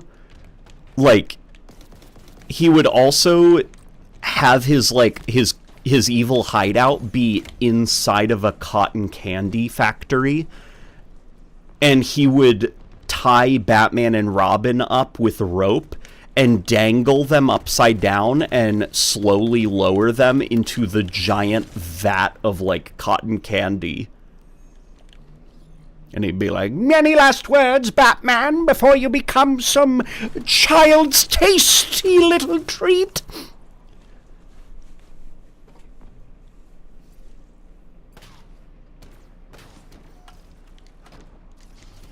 The reason why Batman and Superman stopped fighting is because both of their mothers share the same name. Top tier Snyder writing. Well, that's not why they. Let's be honest. That's not why they stopped fighting. Okay, it's not like your mother's name is Martha. That's my mom's name.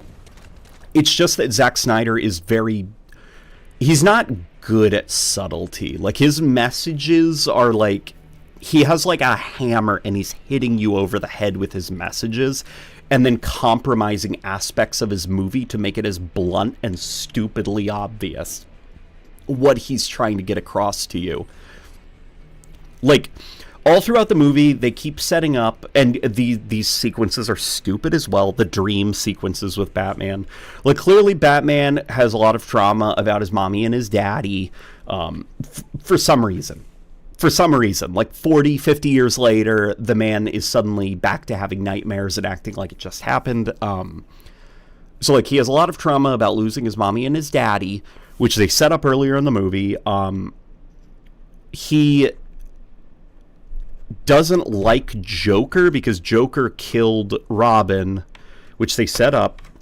And then he thinks that Superman is also somebody who's like Batman is established. He's tired of innocents dying.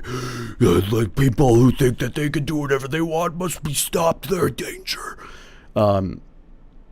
And so that sets up like his whole conflict with Superman, which is also egged on by Lex Luthor, like emailing him hate, or not emailing him, like literally mailing him hate mail, which is like freaking stupid. Batman, if he's the world's smartest detective, that's a pretty dumb way to be manipulated. So we've got like, okay, he's got mommy issues. He's depersonalizing his villains. He's just kind of going crazy and attacking anybody that he thinks is a threat. And the whole point of like, hey man, you have to save Martha, is if it was written any differently, it could have worked. It's supposed to be a moment of realization where Batman realizes that he's about to kill like a fellow person who has their own mother and like grew up, you know, as a child and had normal childhood. Like, it's a moment of humanizing. It's not supposed to be like, that's a weird coincidence, I guess we're friends now. It's just supposed to be like, oh, you're a person. You're not like an insane monster. And then Batman's supposed to realize like how far he's fallen. That was the intention. It did not work very well because Zack Snyder, again, like I said, he should not be allowed in the director's chair. He's not very good at telling stories. And I do believe there's a version of the Save Martha scene that could have worked.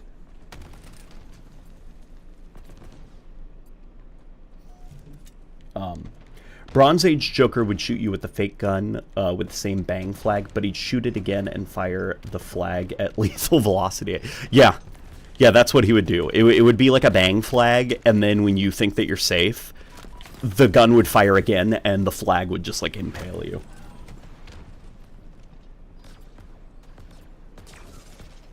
I'm still waiting to watch Rebel Moon with a friend of mine. I would not watch Rebel Moon because that would just give Zack Snyder views. Like, just no, like don't reward bad behavior. don't watch Rebel Moon. Watch a good movie.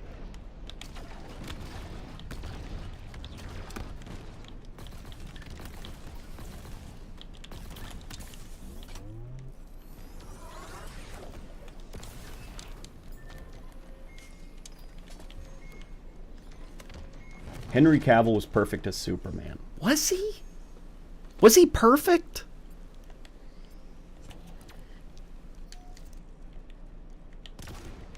Because when I think of like my favorite Superman movies, or like I've seen every live action Superman movie, Henry Cavill is usually at the bottom of my list for favorite interpretations of Superman, and even just like favorite actors playing him. Like, Henry Cavill is in other movies where I think he's, like, great in them, but I just don't think he's, like, a Superman. He just doesn't give Superman to me. He's too, like... He's just too, like, rough. I guess, like, Superman... Oh my gosh, it's so complicated. Like, Superman has to have a very, very simple look to him, and Henry Cavill is a very rough-looking guy.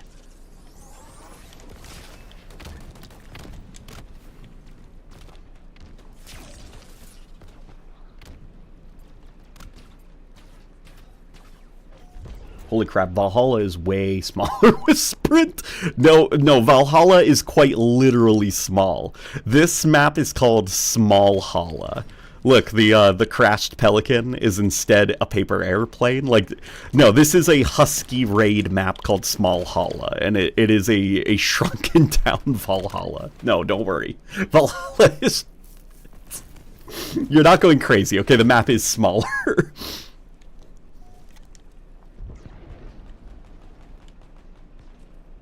Yeah, like, I mean, come on. You can almost, like, hop over these rock formations.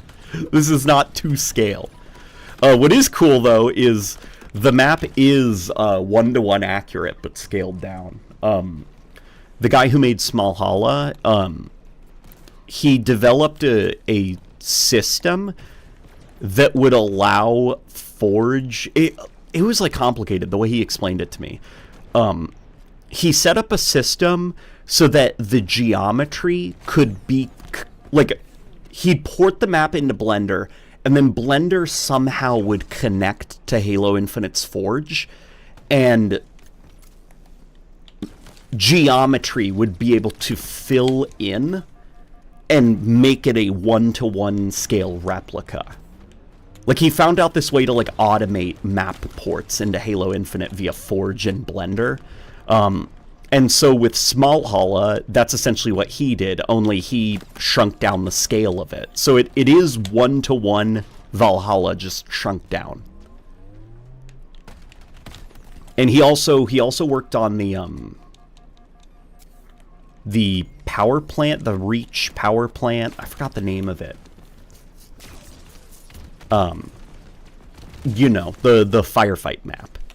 He worked on that and did the same thing to get the geometry 1-to-1 ported into Halo Infinite. I'm trying to think of some of the other maps, because he's worked on quite a few. Christopher Reeve will always be the best. He embodied both Clark Kent and Superman. Yeah, Christopher Reeve is really great. I think Christopher Reeve is a little bit on the stiff side as Superman, like the littlest bit stiff. But I think some of that might also just be like the style of filmmaking back in the 70s. And also like the bad movies that followed.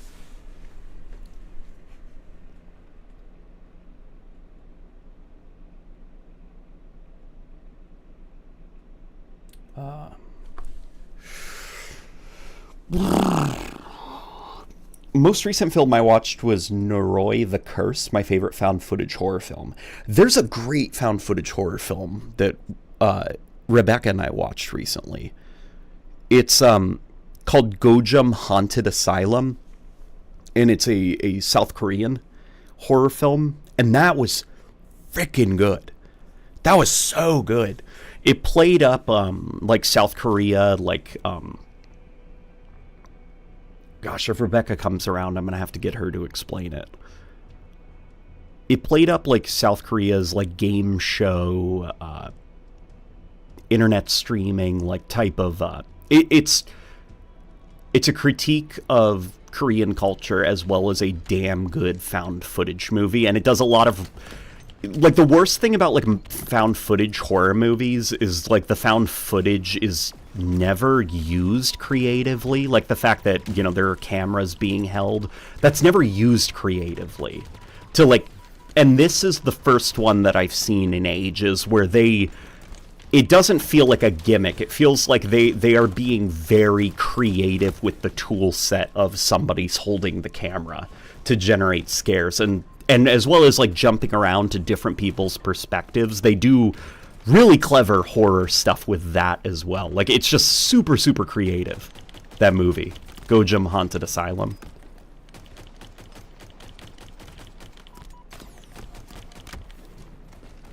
Have you seen Dune? Oh, yeah. Hell yeah. Lisan Al-Gaib! Yeah, Dune was freaking great, man. God, Dune was so good. Dune was so good.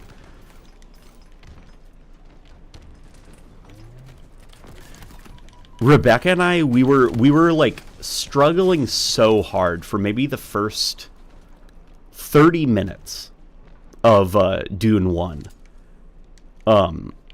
Because it was just like a lot being thrown at you. But once, I forgot what scene it was that actually like hooked us.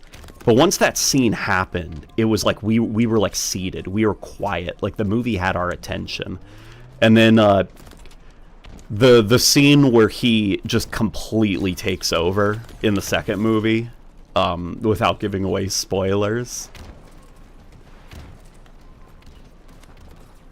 In the temple, like that was like, we were quiet. We had nothing to say. We were just so arrested by that scene. God, Timothée Chalamet is so good.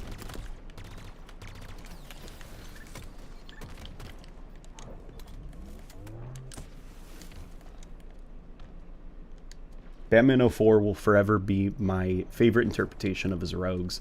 Yeah. Batman 04 was great, especially their reinterpretation of the Joker. Because after, like, the Mark Hamill Joker, they could have just done, like, they could have just done the clown thing again. So reinterpreting Joker as, like, a monkey jester was actually pretty damn creative. Because jesters are also funny, like clowns, but it's a very different look. And having also, like, the dreadlocks, having that, you know, kind of give him the look of a jester was, like, very, very clever. Timmy! Or Time! What did your wife think of the Venom movies? We have not seen them yet. I'm sure she's going to like Venom, though. Because she likes characters, as she calls them. Characters. And I would say those Venom movies, Venom is very much a character in them.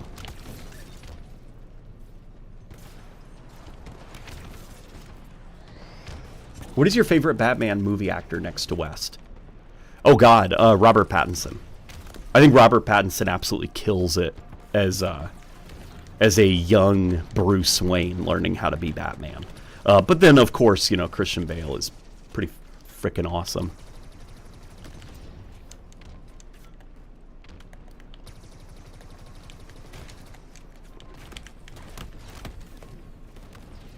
Ravi Patty! I don't even know where she is. She's watching. Because she's commenting. She's probably being cute, like laying somewhere, being super cozy.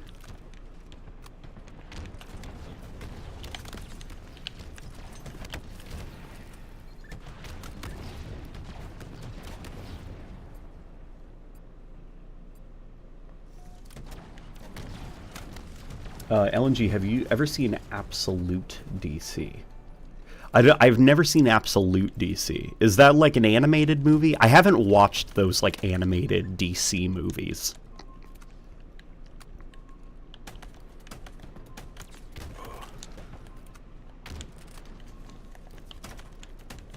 Eey. Christy Belly! No love for Val Kilmer's Batman? He got to take out the Batmobile. Can't beat that. Val Kilmer was... He was a little bit too,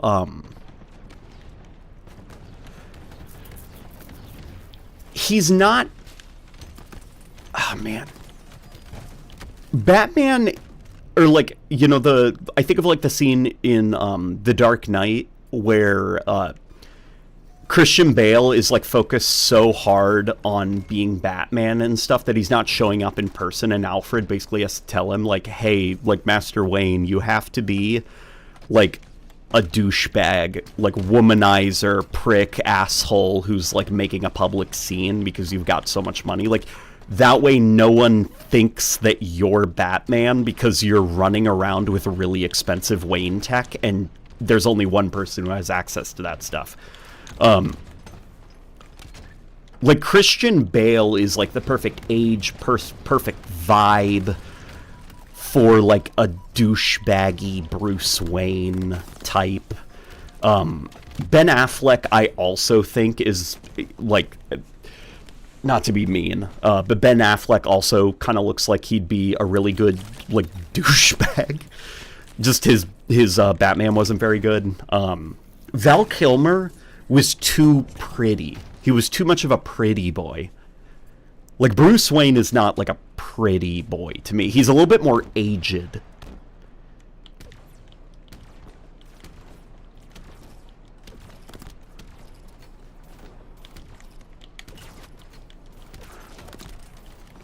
Yeah, rest in peace, Val Kilmer. That was so sad to hear. Val Kilmer went through so much in life. And the world is definitely going to be very different without him in it. Robert Pattinson's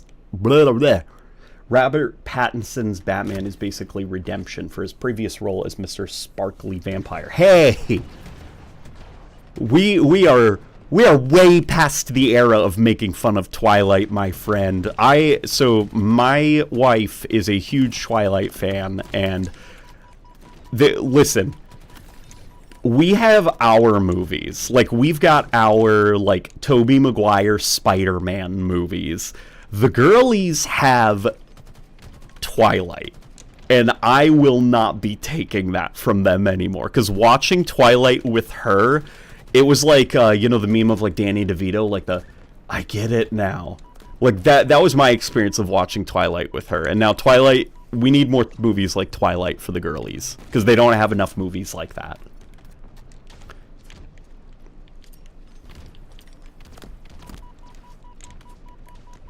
This is a Team Edward house.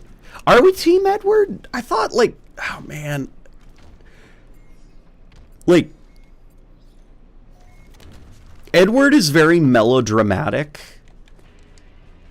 To the point that I was totally on, like, Bella seemed a lot happier with Jacob. Things seemed a lot more, like, relaxed, chill, but, yeah, like, Robert Pattinson was super, like, dreamy and romantic. So I guess, like, in a fairy tale sense, I'm Team Edward, because he makes for a better, like, Prince Charming. But Jacob seemed like, I don't know. We gotta rewatch Twilight. And also, I think the first Twilight movie is my favorite one. Because, the first one is, like, it's a bit like the first Star Wars prequel, which I've, like, come around to kind of defending a lot. I really like the first Star Wars prequel. The first Twilight movie is very messy. It's not filmed that well, but it doesn't seem like it comes from a place of, like, cynicism, you know? Like, it comes from just, like, there's, like, this adorable naivete that I think makes it very charming and endearing. I think of, like, the scene where he's running fast and he's clearly on, like, the thing being held in the air that looks very silly, where it's just like, they really put all their eggs in that basket thinking that that would look good, and it didn't look good, and that makes me like it more.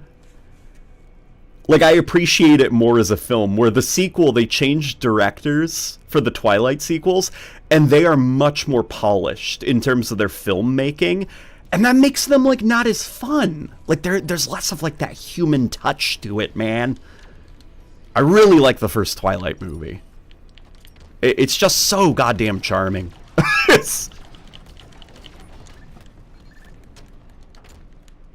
Absolute is a new continuity for DC with reinventing the heroes like Marvel's Ultimate. Gotcha.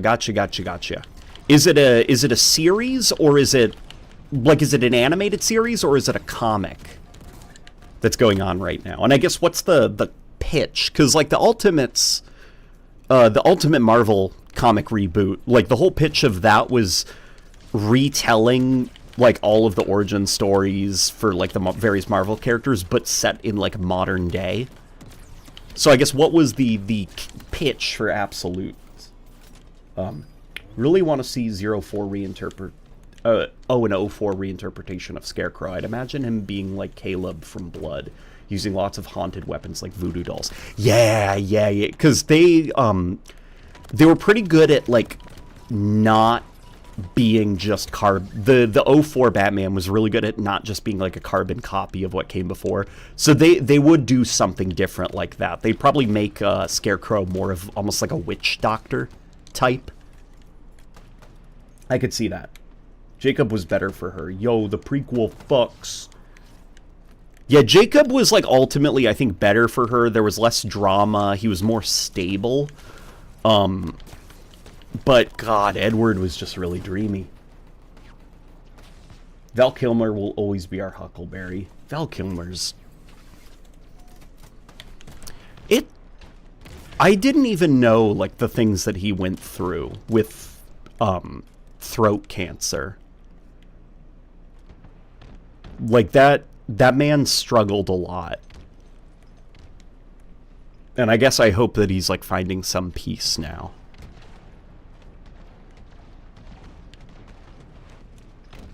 Yeah, Twilight is like a classic now. People are still making fun of Twilight. Isn't that movie like 20 years old now? Yeah, it is 20 years old. And yeah, it's being kind of like handed down from the older generation to the younger generation. Like, Twilight's all right. The reason we hated Twilight is because it was fun, because we were young and, like, we had to have some kind of, like, we had to have, like, tribalism, you know? Because we were young and stupid. But now as an adult, I think it is perfectly acceptable, my fellow guys, to prop up the girlies and cheer them on. If they like Twilight, then we support them.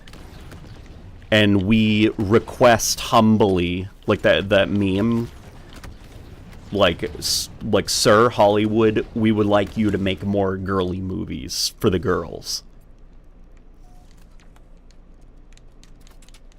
Because Wonder Woman is not a movie for the girls. They need more Twilights. They need more, more Interview with a Vampire, you know? It's a line of comic books. It's about the heroes in a new situation. Like, Batman is not rich, and Wonder Woman is raised in hell, and Joker is rich. Wally West, The Flash, no Barry Allen. Interesting. Wait, so Joker's rich? So is he still like a clown prince of crime? Or is he like getting away with, like, loophole type crime? Like, he's not paying taxes.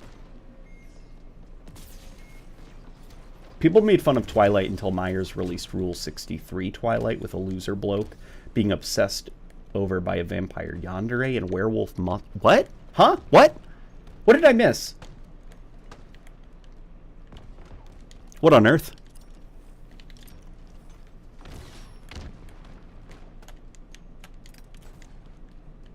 The books were written like 50 Shades. I'm not sure if I'd agree with that. 50 Shades is like... Well, you know. Like... Oh my gosh, it's... Rebecca can explain it so well. Like, she gets it, she knows, and she's able to explain it very well. There's a difference that guys don't inherently understand. Like, you know how there's all this talk about the male gaze and stuff? There is a female gaze. And, like, what women like out of, like, romance type stuff. And it is such a very different thing. She can explain it very well. Vampires and werewolves, common Halo stuff. Yeah, common Halo stuff.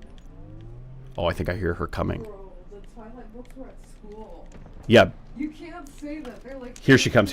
Here, you want to explain? No way. No, baby, come explain. No. No way. Twilight, you can't say that. It's just, you obviously haven't read them. She's saying you obviously haven't read them, bro. Twilight was at school. Like, I remember checking them out at school. Not in terms of content, in terms of writing quality.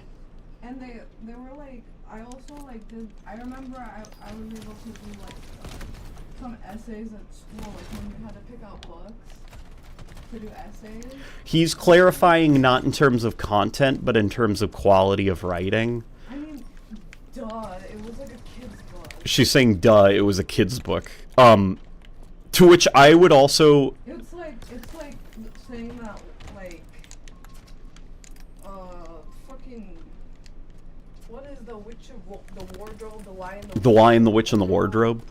Is like, or like Harry Potter, right? Or Well, here's what I would say. I think there is a difference in that I don't think Stephanie Myers ever... Girls thought Edward was like a superhero. And I don't think... Like a superhero to us. And I don't think Stephanie Myers was trying to win awards. I think she was just writing a book. No, she said she had a dream. Yeah, she knew who she was writing for, and she didn't delude herself into thinking she was writing like this grand, important work of literature. She also wrote it because she had a dream. Yeah. Like, she wrote it for herself. So there is like that honesty in like those Twilight books that girlies really like gather around, and in the same way that like would any of us say that like Animorphs is like a work of high quality literature, you know? Oh my god, Animorphs is so down all my. Those are books I should Yeah, like I would never say like, well, Animorphs was a little bit silly and it was very written not that well. Like I don't think anybody would argue that. And it's the same way with like Twilight, where it's like Twilight wasn't trying to be the next, you know. It was a long ass book though, and I remember I was getting tired reading after the 4th book. She has been summoned. Those books were heavy. I was like 9 years old carrying them around in my backpack. DM'd you the explanation for the previous super? Gotcha. After this match, I'm going to take a look at it. Not a fan of Twilight, but Vampire Sucks slapped. What is that? Oh, that was, you know those, like, superhero movie, disaster movie, like those, like, parody movies? Do you remember those? Like, Scary Movie. Like those stupid... Like it was like this one group where it would be like anytime like a popular movie was coming out, they would hurry. Like YouTube rap battles. Yeah, that's like YouTube rap battles type stuff. Like, yeah, Vampire Sucks was a super rushed into production. I Yeah. cannot relate because, not gonna lie, I relate like Cortana to be kind of like Edward. She says Cortana's kind of like Edward. Like for the boys. For the boys. Like, okay, you have a sparkly girl that you're like attached to, right? Bella literally tried to kill herself when Edward left. Yeah, Bella tried to kill herself when Bella tried to kill herself when Edward left her. It was like scary, like the second book, and then he like caught on fire and shit, or like they were gonna like put him into the fire in Italy, and remember? Yeah, and then when the final movie ended, you teared up. I teared up. It's just so nostalgic. It hits Yeah, you in the feels. it's nostalgic. Yeah. Yeah. But like the first movie was like so silly, but then it gets like crazy. Like remember like there was like that. Who was the guy who was like, ah! Like Scary yeah. Yeah. There was like a council. Yeah, there was like a council of vampire. It got wild. It all got crazy. The girlies. It's very serious, guys. Guys, it's very serious. It's like, you know how like us boys, like we're all in the circle like discussing the Arbiter in Halo 2. That's the girlies with like Twilight. Very serious stuff. I'm still getting these assets. Slade Wilson and Jacob have one thing in common. Does Deathstroke turn into a werewolf? People are asking why did Edward leave her? Why did Edward leave her? So are people interested? Yeah. Why did Edward leave Bella? Because he wanted to kill her. Because Edward wanted to kill her? Remember he wanted to like suck all her blood. Oh, because Edward's a vampire and he wanted to like He wanted to kill her. yeah, like he wanted to feast on her blood because he's a monster. And so he left her, and it was very like sad and tragic. And because the other mean vampires were following her because they couldn't smell. oh yeah, and the other mean, because like, you know, it's like forbidden, like the mingling. So like Edward and- is he's like a vegetarian vampire. Yeah, he's like a He vegan. doesn't eat people. Well, But there were other ones in this is all in Seattle too, by the way. this is all in Seattle, so it's related to Halo. So if you like Halo, give Twilight Also, a break. When you go to Seattle, the number one thing to do in Seattle is to go to the Twilight House. Hopefully you guys can hear her. Yeah, tell them that because when we go to Seattle, we're skedaddle. We're having a Halo party at the Twilight House. Yeah, when Rebecca and I go to Seattle, we're gonna have to take a detour to go see the Twilight House because she's excited about that. You can also rent it for it as an Airbnb. So that's why I'm like, we're gonna fuck it up at the Twilight House playing Halo, having a Halo party. We're gonna have a Halo party at the Twilight House. CRT television. Slade groomed Tara. What? What? What's going on? What? What does that mean? What are we...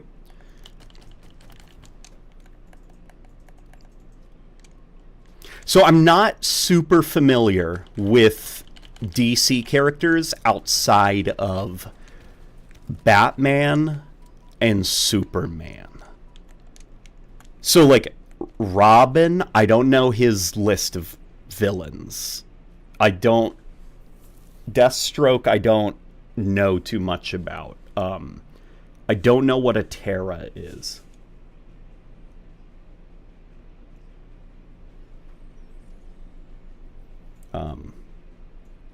Nerd wife confirmed. Yes. Is there such a thing as a vegan vampire? What do they do? Suck veggie juice spiked with iron? They would like eat animals. Well, there was Interview with a Vampire was actually pretty cool about that. That was like the best movie ever. It was in Interview with a Vampire. The one with Brad Pitt. With Brad Pitt. And fucking the other one. The other one, Tom Cruise. Yes, which Tom Cruise was great in that movie.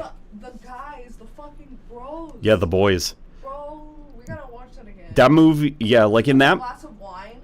In that movie, yes. Brad... And you know the new fucking Souls-like game where you're a vampire? Oh, the Dusk Bloods. Add to cards. Yeah, which... Add to cards. Which, I've got to... Okay, the Dusk Bloods... I'm, like, I will be seated for that, but that's a very bad name for a game. I hate them. It sounds like the Addams Family or the Flintstones. Like, they're the Dusk Bloods. That's all I hear in my head. They're the Dusk Bloods. They're the Dusk Bloods.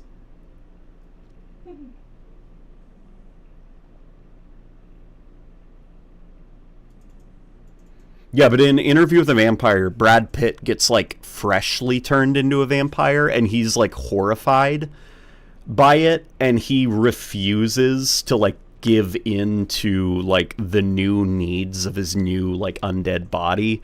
And so he tries to go for as long as he can, just without drinking blood, and then he starts to deteriorate, and so he just starts drinking the blood of, like, tiny animals, like rats and stuff. But it's sort of like, I guess, if you were to And then like Wes Scott makes fun of him, right? and Tom Cruise, who's the vampire that turns him, he's like basically making fun of him, and he's just like you are what did he call him? He was like, you are the... Oh my god, I forgot. He said something about like you are like the devil to rats, or like you're the king of rats or something. All I have to do is follow the trail of dead, drained animal carcasses. Like he made fun of him about that he's just like hiding in the sewers and sucking on the blood of like little defenseless creatures.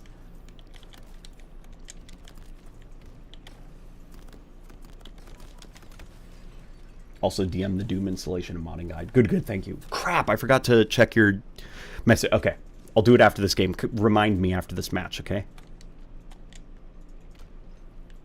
In Teen Titans, Deathstroke strung Tara along by pretending he reciprocated her crush. Tara is 15. Ew, what? Wait, isn't Deathstroke like an old man? Who's Tara? A terabyte. A terabyte? Who is Tara? Also, what is Tara? Like, what does that word mean? It means terrible Timmy. My wife says it means terrible Timmy. Oh, what do they think about Timothy Chalamet as the candy man? Oh, what do you guys think about Timothy Chalamet as Willy Wonka? Because we also saw that I movie. think he ate it up with the singing. Yeah, his singing was great. He served it up. he was also like the moments where they wrote him more like Willy Wonka, he was really authentic as a young Gene Wilder. Yeah. I just think that movie was not like it wasn't written like a Willy Wonka movie. Yeah. And I would love to see him in a Willy Wonka movie that is written more like Wonka.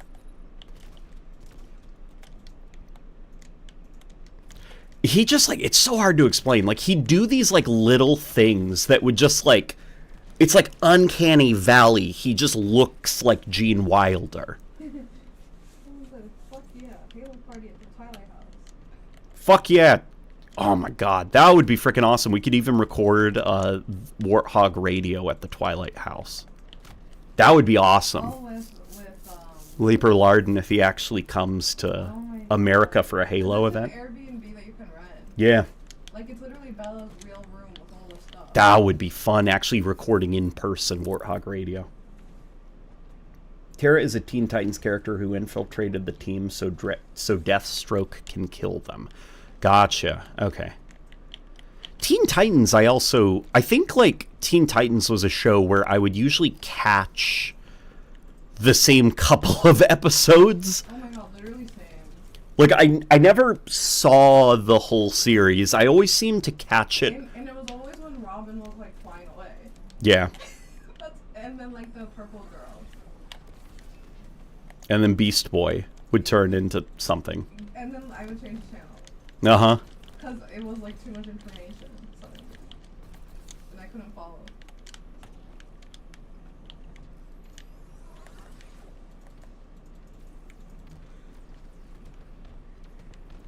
Timmy was Willy Wonky. Timmy was Willy Wonky. You gotta sell the people chocolate. Give them what they love. Yes.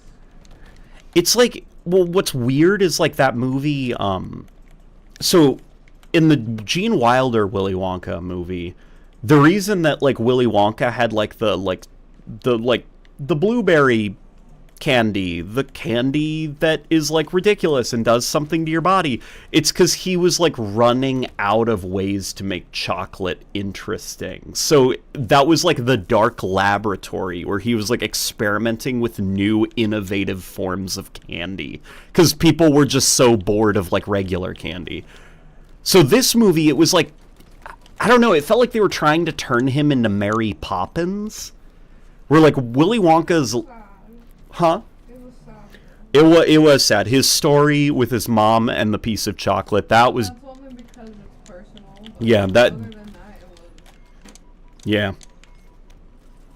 His little, like, sidekick character that, like, followed him around, she was awful. I don't know, it just... Oh, the villains were fun. Remember the three, like, evil businessmen, the chocolate mafia? Remember, and they kept... So fun. And they kept feeding the guy? And he kept getting fat. Yeah, and he kept getting fatter. That was good.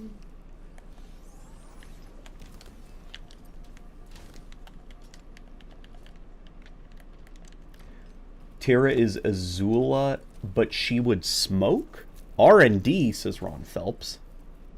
Yeah, R&D, basically, research and development. That's where a lot of the weird chocolates came from. So it was, like, kind of odd that this movie, out of the gate, was like, Willy Wonka is just, he just wants to give the world free chocolate. And Gene Wilder seemed a lot, there was something, like, darker and sinister. Like, he seemed more like a businessman. Oh, yeah, he was scary. Gene Wilder.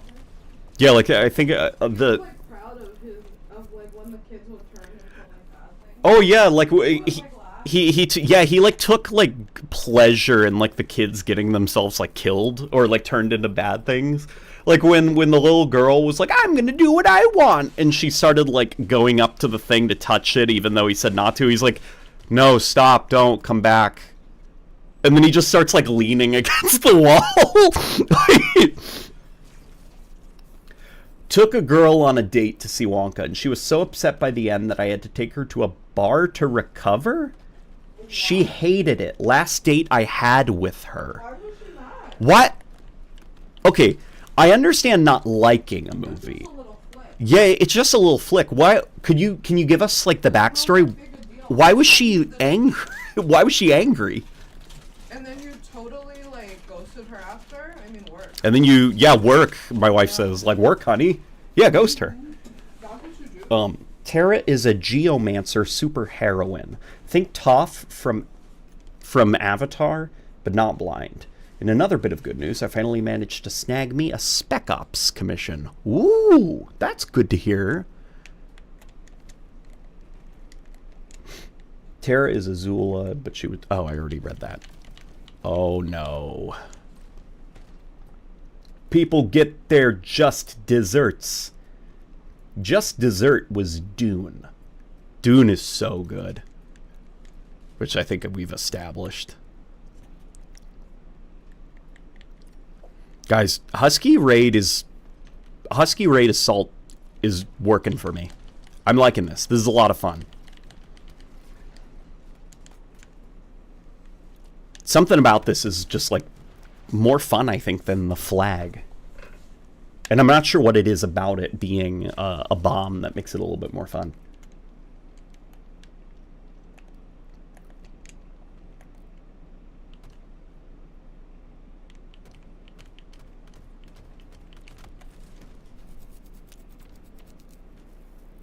Damn you, English. Sheik's fist.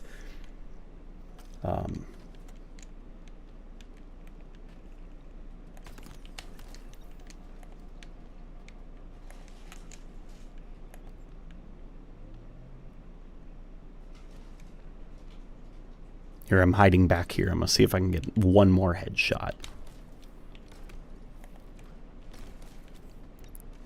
Usually it's a curse of a Halo weapon. If I get like really good kills, back-to-back kills with a specific weapon, I lose the edge. Couldn't tell you what it is. 'Twas a very special dessert even.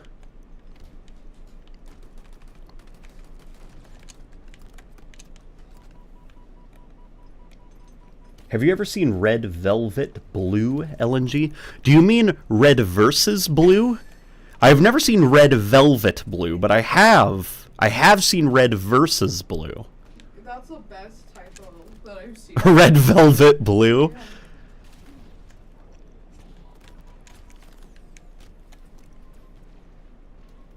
I have seen Red versus Blue. And I have cameoed. It makes it sound tastier. Yeah, it makes it sound tastier. I have also recently appeared in a machinima. Oh yeah, have you linked it? Oh, I should link it. I should link it. If you boys like Crash, I have appeared in Crash alongside the voice of Gordon Freeman. Bye, cool wife. Thanks for the cool convo and info. They can hear you like moving about and leaving. Oh really? I think so.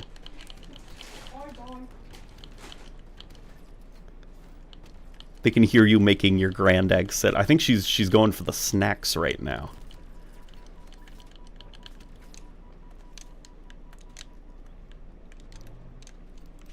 She was a theater actor, and she cherished the original. She had a complete breakdown in my car and got mad at me for liking it. I was traumatized. Good for you for... My wife's laughing in the other room. So dramatic. That's pretty that's pretty dramatic. That's pretty dramatic, man. A breakdown? No way. What machinima? It's a Crash. Which, talking about Red versus Blue, remind me that, yeah, I'm in a Halo machinima. And I'm alongside the voice of Gordon Freeman. I'll have to play it over the stream after this. Because that was a lot of fun. It was super intimidating, though, when I figured out who I was going to be acting alongside. Because the scene is like we're both in a warthog and we're just like bitching and complaining to each other. And if you've seen Freeman's Mind on YouTube, you know that he's the king of complaining about things. He's just got a natural voice.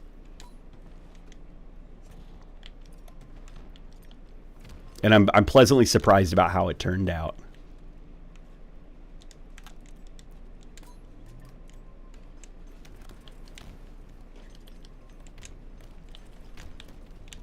Oh boy. Damn it. Here we go. The emotions of a theater major. Oh, here. Let me pull it up, play it.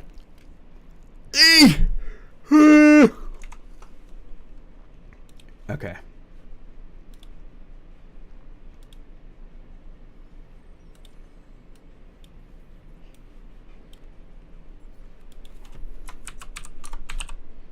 Oops.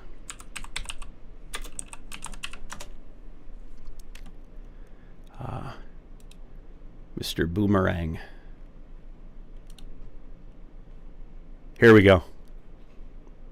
Oh, I'm not subscribed to him. Okay. Oops. Okay, there we go.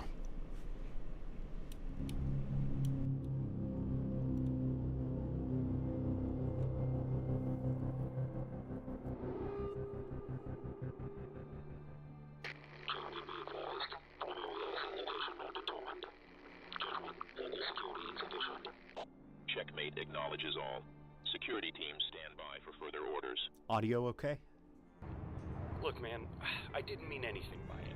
I'm an offensive driver. I'm an offensive driver. You know what? Save it for the court-martial. I'm done talking to you. I'm swapping with Logan when we get back. Oh, come on. Don't be like that. It was just a simple mistake. Come on. Like you've never had a fender bender? Don't swap with Logan. That's please. me. He won't shut up about that Rangers crap he's been bitching. It's bad enough that he stays up all night watching it, but he does it without headphones. Yeah, well, you should have thought of that.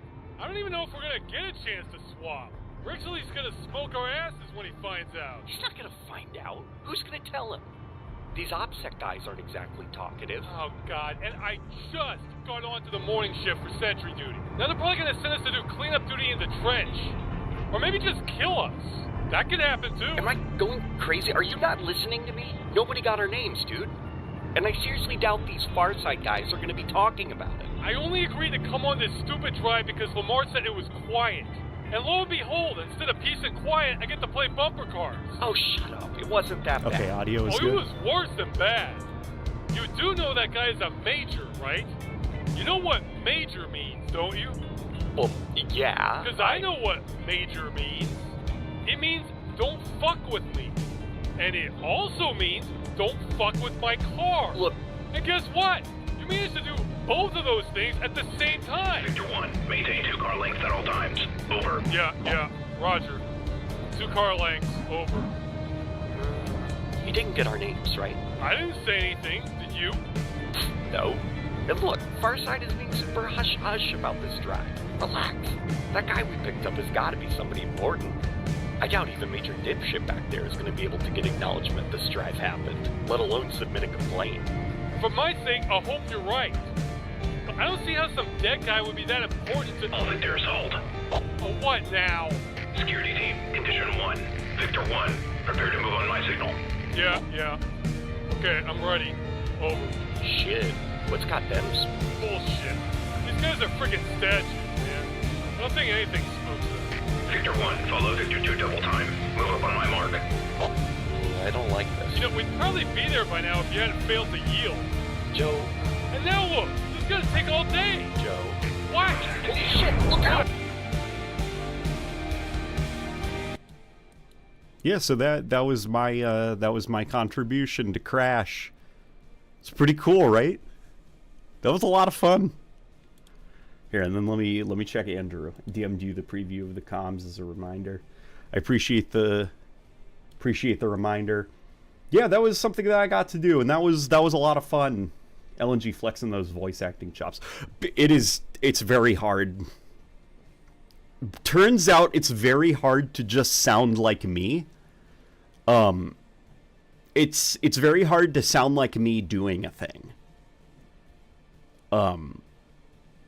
It took quite a while to figure out how to just sound natural. Because I can do cartoon voices really easily. Those are a lot of fun because I'm slipping into something else, but it's very hard for me to just sound like me. Oh, holy crap. You guys got to see this. Hang on. Wow. Look at this, guys.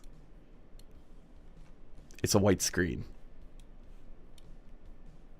What is going on? What is happening? Look at this. That looks so freaking cool. That's a commission that Andrew has. That looks great, right? Wow, I really freaking like that. Oh, and then here's how you want to play Classic Doom. Thank you, Andrew. I'm going to be saving this image.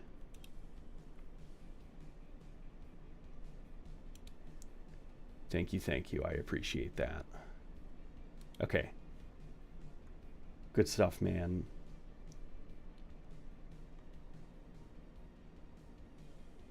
We should all sound like LNG. Let's check out the battle pass, because we actually have not done that. We just hopped right into playing.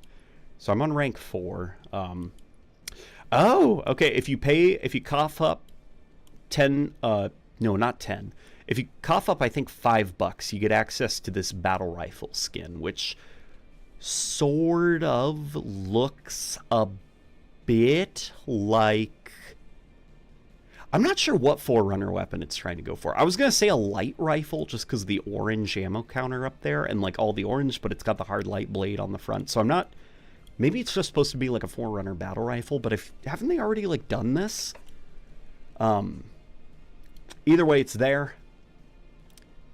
You know what? This could be an assault rifle, actually. It's an assault rifle. Never mind. It's supposed to be an assault rifle. So I'm not sure what it's supposed to go for, but... If you like that aesthetic, you'll probably like that.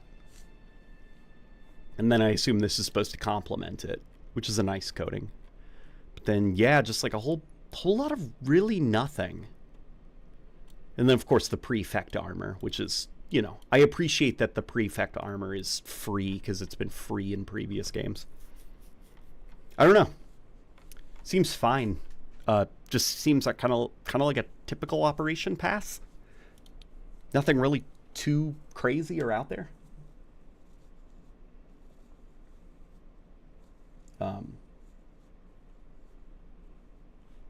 Yeah, that's pretty great. The grunt specifically was pretty great. Here, I wanted to show you guys some stuff. Okay. So, Reach Draft 4.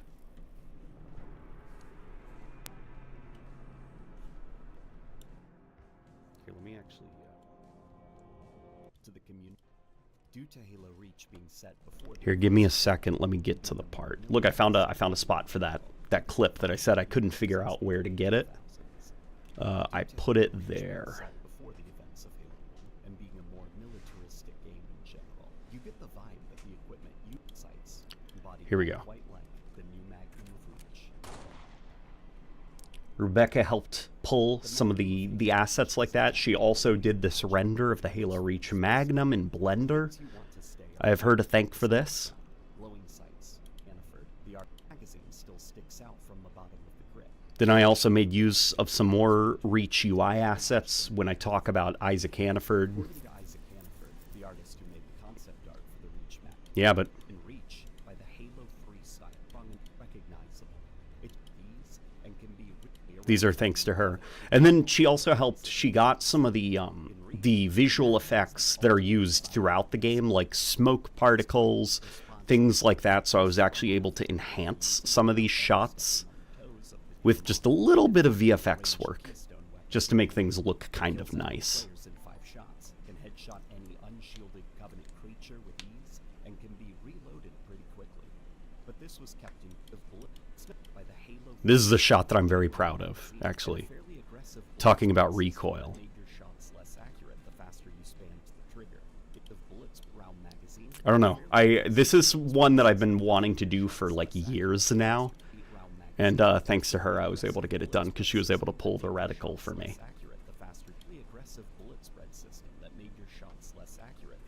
Yeah, but that came out very well. If you want those shock survivors get too comfortable. Oh, and for some of you who were partaking in live infection stuff, look, this is the fruits of your labor. Without letting those survivors get too comfortable. A weapon like the DMR would, and the Magnum. Right there, that's us playing infection. Options for picking off incoming zombies without letting those survivors get too comfortable. A weapon like the DMR would have cool, but just barely. It held. Yeah, so see, it came out perfectly. Just enough more grounded lines. It wasn't just a solid sidearm. It was a Magnum that earned its stripe. Okay. No, I thought I saw a mistake for a second. Turns out everything's fine. Yeah, but really happy with how it's coming along now. During gameplay, the Magnum of Reach feels like that sweet spot Bungie had been trying to find over the past few games. Halo 2 and Halo 3's Magnums were far too unremarkable for the sandbox, and ODST was balanced exclusively around fighting the Covenant with no multiplayer. Ooh, let me close it. Okay. Yeah, you would not believe how long some of the stuff takes to make. And then it's definitely sped up now that Rebecca's able to pull the assets for me, because then I can animate them, get into... Because around the time of Halo 3, I had to remake a lot of the assets myself, and it was just taking too long. Like, having to do a lot of it on my own. Like, this, I had to mostly figure out how I could remake it myself. But thanks to her, the Reach part actually got done a lot faster.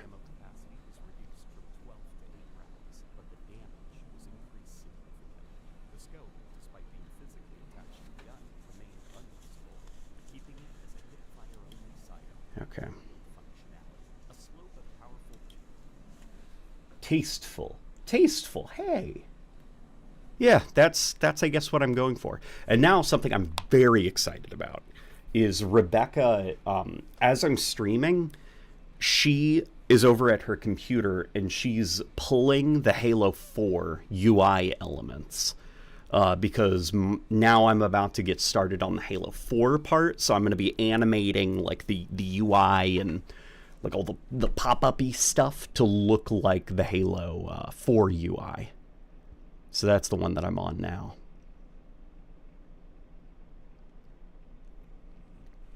Looking really good. Awesome, awesome. What I love about this piece is that I only described the grunt using a tri-optic mask. He's incorporated elements of the Halo Online Hive Mind helmet. Did he?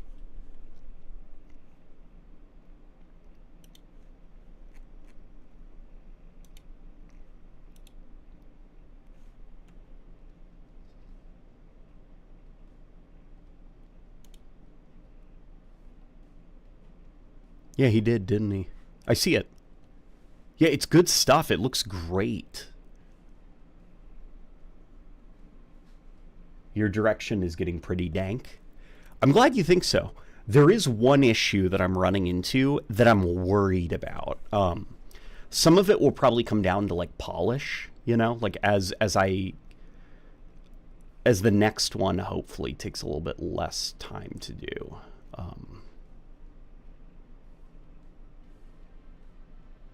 Okay, good. My heart like sunk for a second. I thought the Combat Evolved part was missing.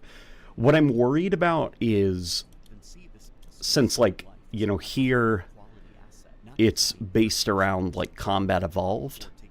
There's a little bit of Halo 2-y stuff, because I started this Combat Evolved thing I think 6 months ago.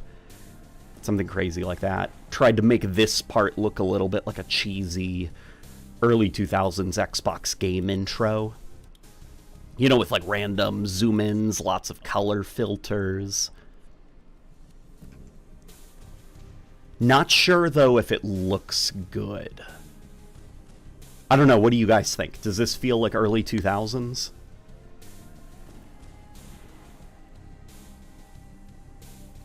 Like, I may redo it in a cleaner way.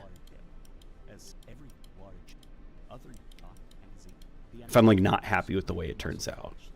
But like this is the general look of like the Combat Evolved parts, like lots of, you know, like little text and stuff. Kind of looks like the handbooks, you know, that you could get for Halo 1. But I'm worried that if I stick to the aesthetic of each Halo game so rigidly, the constant bouncing from between different art styles for UI elements, it'll end up making the video look very like messy. And that's the last thing that I want.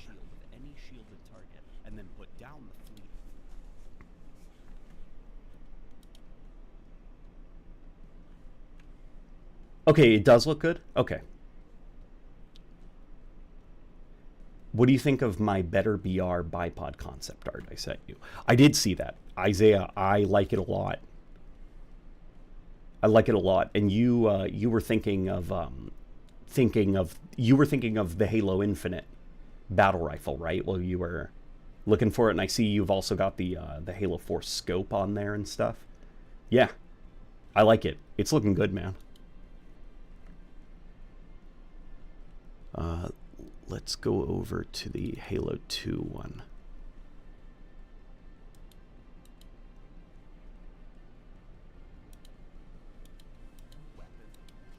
Yeah, so a little bit more of this like Halo Combat Evolved type visual effects, lots of like weird stuff on the screen that you see on the Combat Evolved manuals and box art. Even tried to get the color grading similar to some Halo Combat Evolved artwork. But then for the Halo 2 part of it, you know, going for that like Halo 2 UI look. And I'm worried that when it comes together, it's going to end up looking very disorganized. Like it can't, like my video can't figure out an aesthetic to stick with. That's my only concern. And so I guess it's good hearing from some of you guys that you think that it looks fine. Because at least for me, it was something that I was worried about. And the Magnum, in the other hand, could land the killing headshot. Think of it like noob combo evolved. For those who prefer stuff to be used to take down without taking on your receiving, didn't quite stick the landing. Yeah, see, just really trying to do the outline thing that Halo 2's UI was known for. Gotta trust your gut. I think it has a uniqueness to it. I guess just like as it was going on and I was getting to the Halo 3 part, because Halo 3 is a lot more like minimalist. It doesn't go quite as like Y2K as like Halo 2's UI, and so I was worried that the Halo 3 part was actually pretty difficult to do, just because Halo 3's UI is very, very, very simple. It's really just like this, like, you know, blue. Ironically, it was around the time when I got to the ODST section when I felt like I had a little bit more aesthetic freedom. Oh, and here comes Rebecca's renders again. I had to break the 180 rule there, which I feel bad about, but that's Rebecca's render again, and it looks fantastic.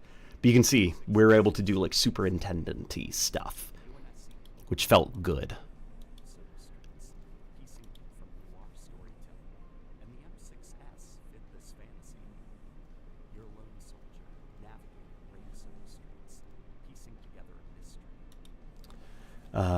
But then, yeah, we get to Reach, and I feel like Reach is where a lot of the, I started to feel pretty unsure of myself, I guess. Because I tried doing, like, the anti-dot, you know, the anti-dot type transitions, like, right there, and I was worried that it just comes out of nowhere, that it doesn't aesthetically match the rest of the documentary, and that folks wouldn't like get it, I guess. And then the animated part talking about Isaac Hannaford, which I based off of some Bungie Vidoc stuff. According to Isaac Hannaford, Yeah, right there, I animated all of this myself, thinking of like the Bungie Reach Vidocs. I don't know. I'm glad it seems fine. These are just like my internal things. But It's not a keystone weapon this time. she's talented. Yeah, dude. Rebecca can do anything she puts her mind to. It felt like I am so honored and proud of her, and if it can't it's an honor to be married to a woman like her. it can be a smart, dependable fallback. It gives you I think it should match each game. Okay, that's good to know. reach when you're in the fight. So it is just like working out, and it's fine. Those fights. And it complemented the sandbox beautifully. As an example, in game modes like Infection, that sort of balancing matters even more than normal. In Infection, survivors spawned with a shotgun and a magnum. And the magnum gave Yeah, but all of your contributions to Infection incoming zombies. helped a lot, because this was a shot I would not have been able to get in just like a live multiplayer match. And so I appreciate all the hard work you guys put into it. But yeah. I wonder, is Hannaford still at Halo Studios? Hannaford, I think, is just a Hannaford is he's a he's a freelance. He does freelance stuff because he does some stuff for Bungie. He does some stuff for 343, or I guess Halo Studios. Oh, Ronan, I just noticed that it's you, buddy. I saw your comment wanting, excuse me, to do an episode of Warthog Radio, and let me talk to Blarden and see where we can fit you in. This type of editing is monumental to Halo. I appreciate it. I appreciate that you say that. I'm hoping to get even better at it, but most importantly, faster at it. I'm hoping to speed up my workflow. So guys, it is 11 o'clock where I am, so I'm going to hop off so that I can take a shower, spend some time with my wife. But it was great. It was great talking to all of you. It was great hanging out, playing some Halo. Might have missed a super. Yes, I missed a super. Thanks for shouting that out. Which works given Hive Mind is an anti-flood. Mjolnir tested on Anvil Station, so the ground helmet could have served as the base inspiration of Hive Mind. Okay, I see what you mean. Yeah, like because they also the Spec Ops grunts in the Combat Evolved campaign, they also show up around the time that the Flood also show up, right? So it would make sense that that would be like they're like not hazmat, but you know, similar. I envy this type of editing. Oh, don't envy it. It's time consuming, but I think anybody's capable of doing it. There's a lot to keep track of that kind of like slows me down a little bit, because it's stuff I've never had to consider in the past, and now that I know about it, I can't not know about it. Like the rules of 3, 180 rule, different kinds of shots, and how to composite a scene together for continuity between cuts. Like, it's a lot of stuff that I wish I got to figure out how to do it faster, basically. Next Evolution video, my goal is to get it done much quicker than this one, and I believe that I can get it done quicker thanks to Rebecca, thanks to her help. But guys, I'm gonna see all of you. Someone is snoring. Yeah, that would be my baby puppy, my little Shih Tzu angel, my little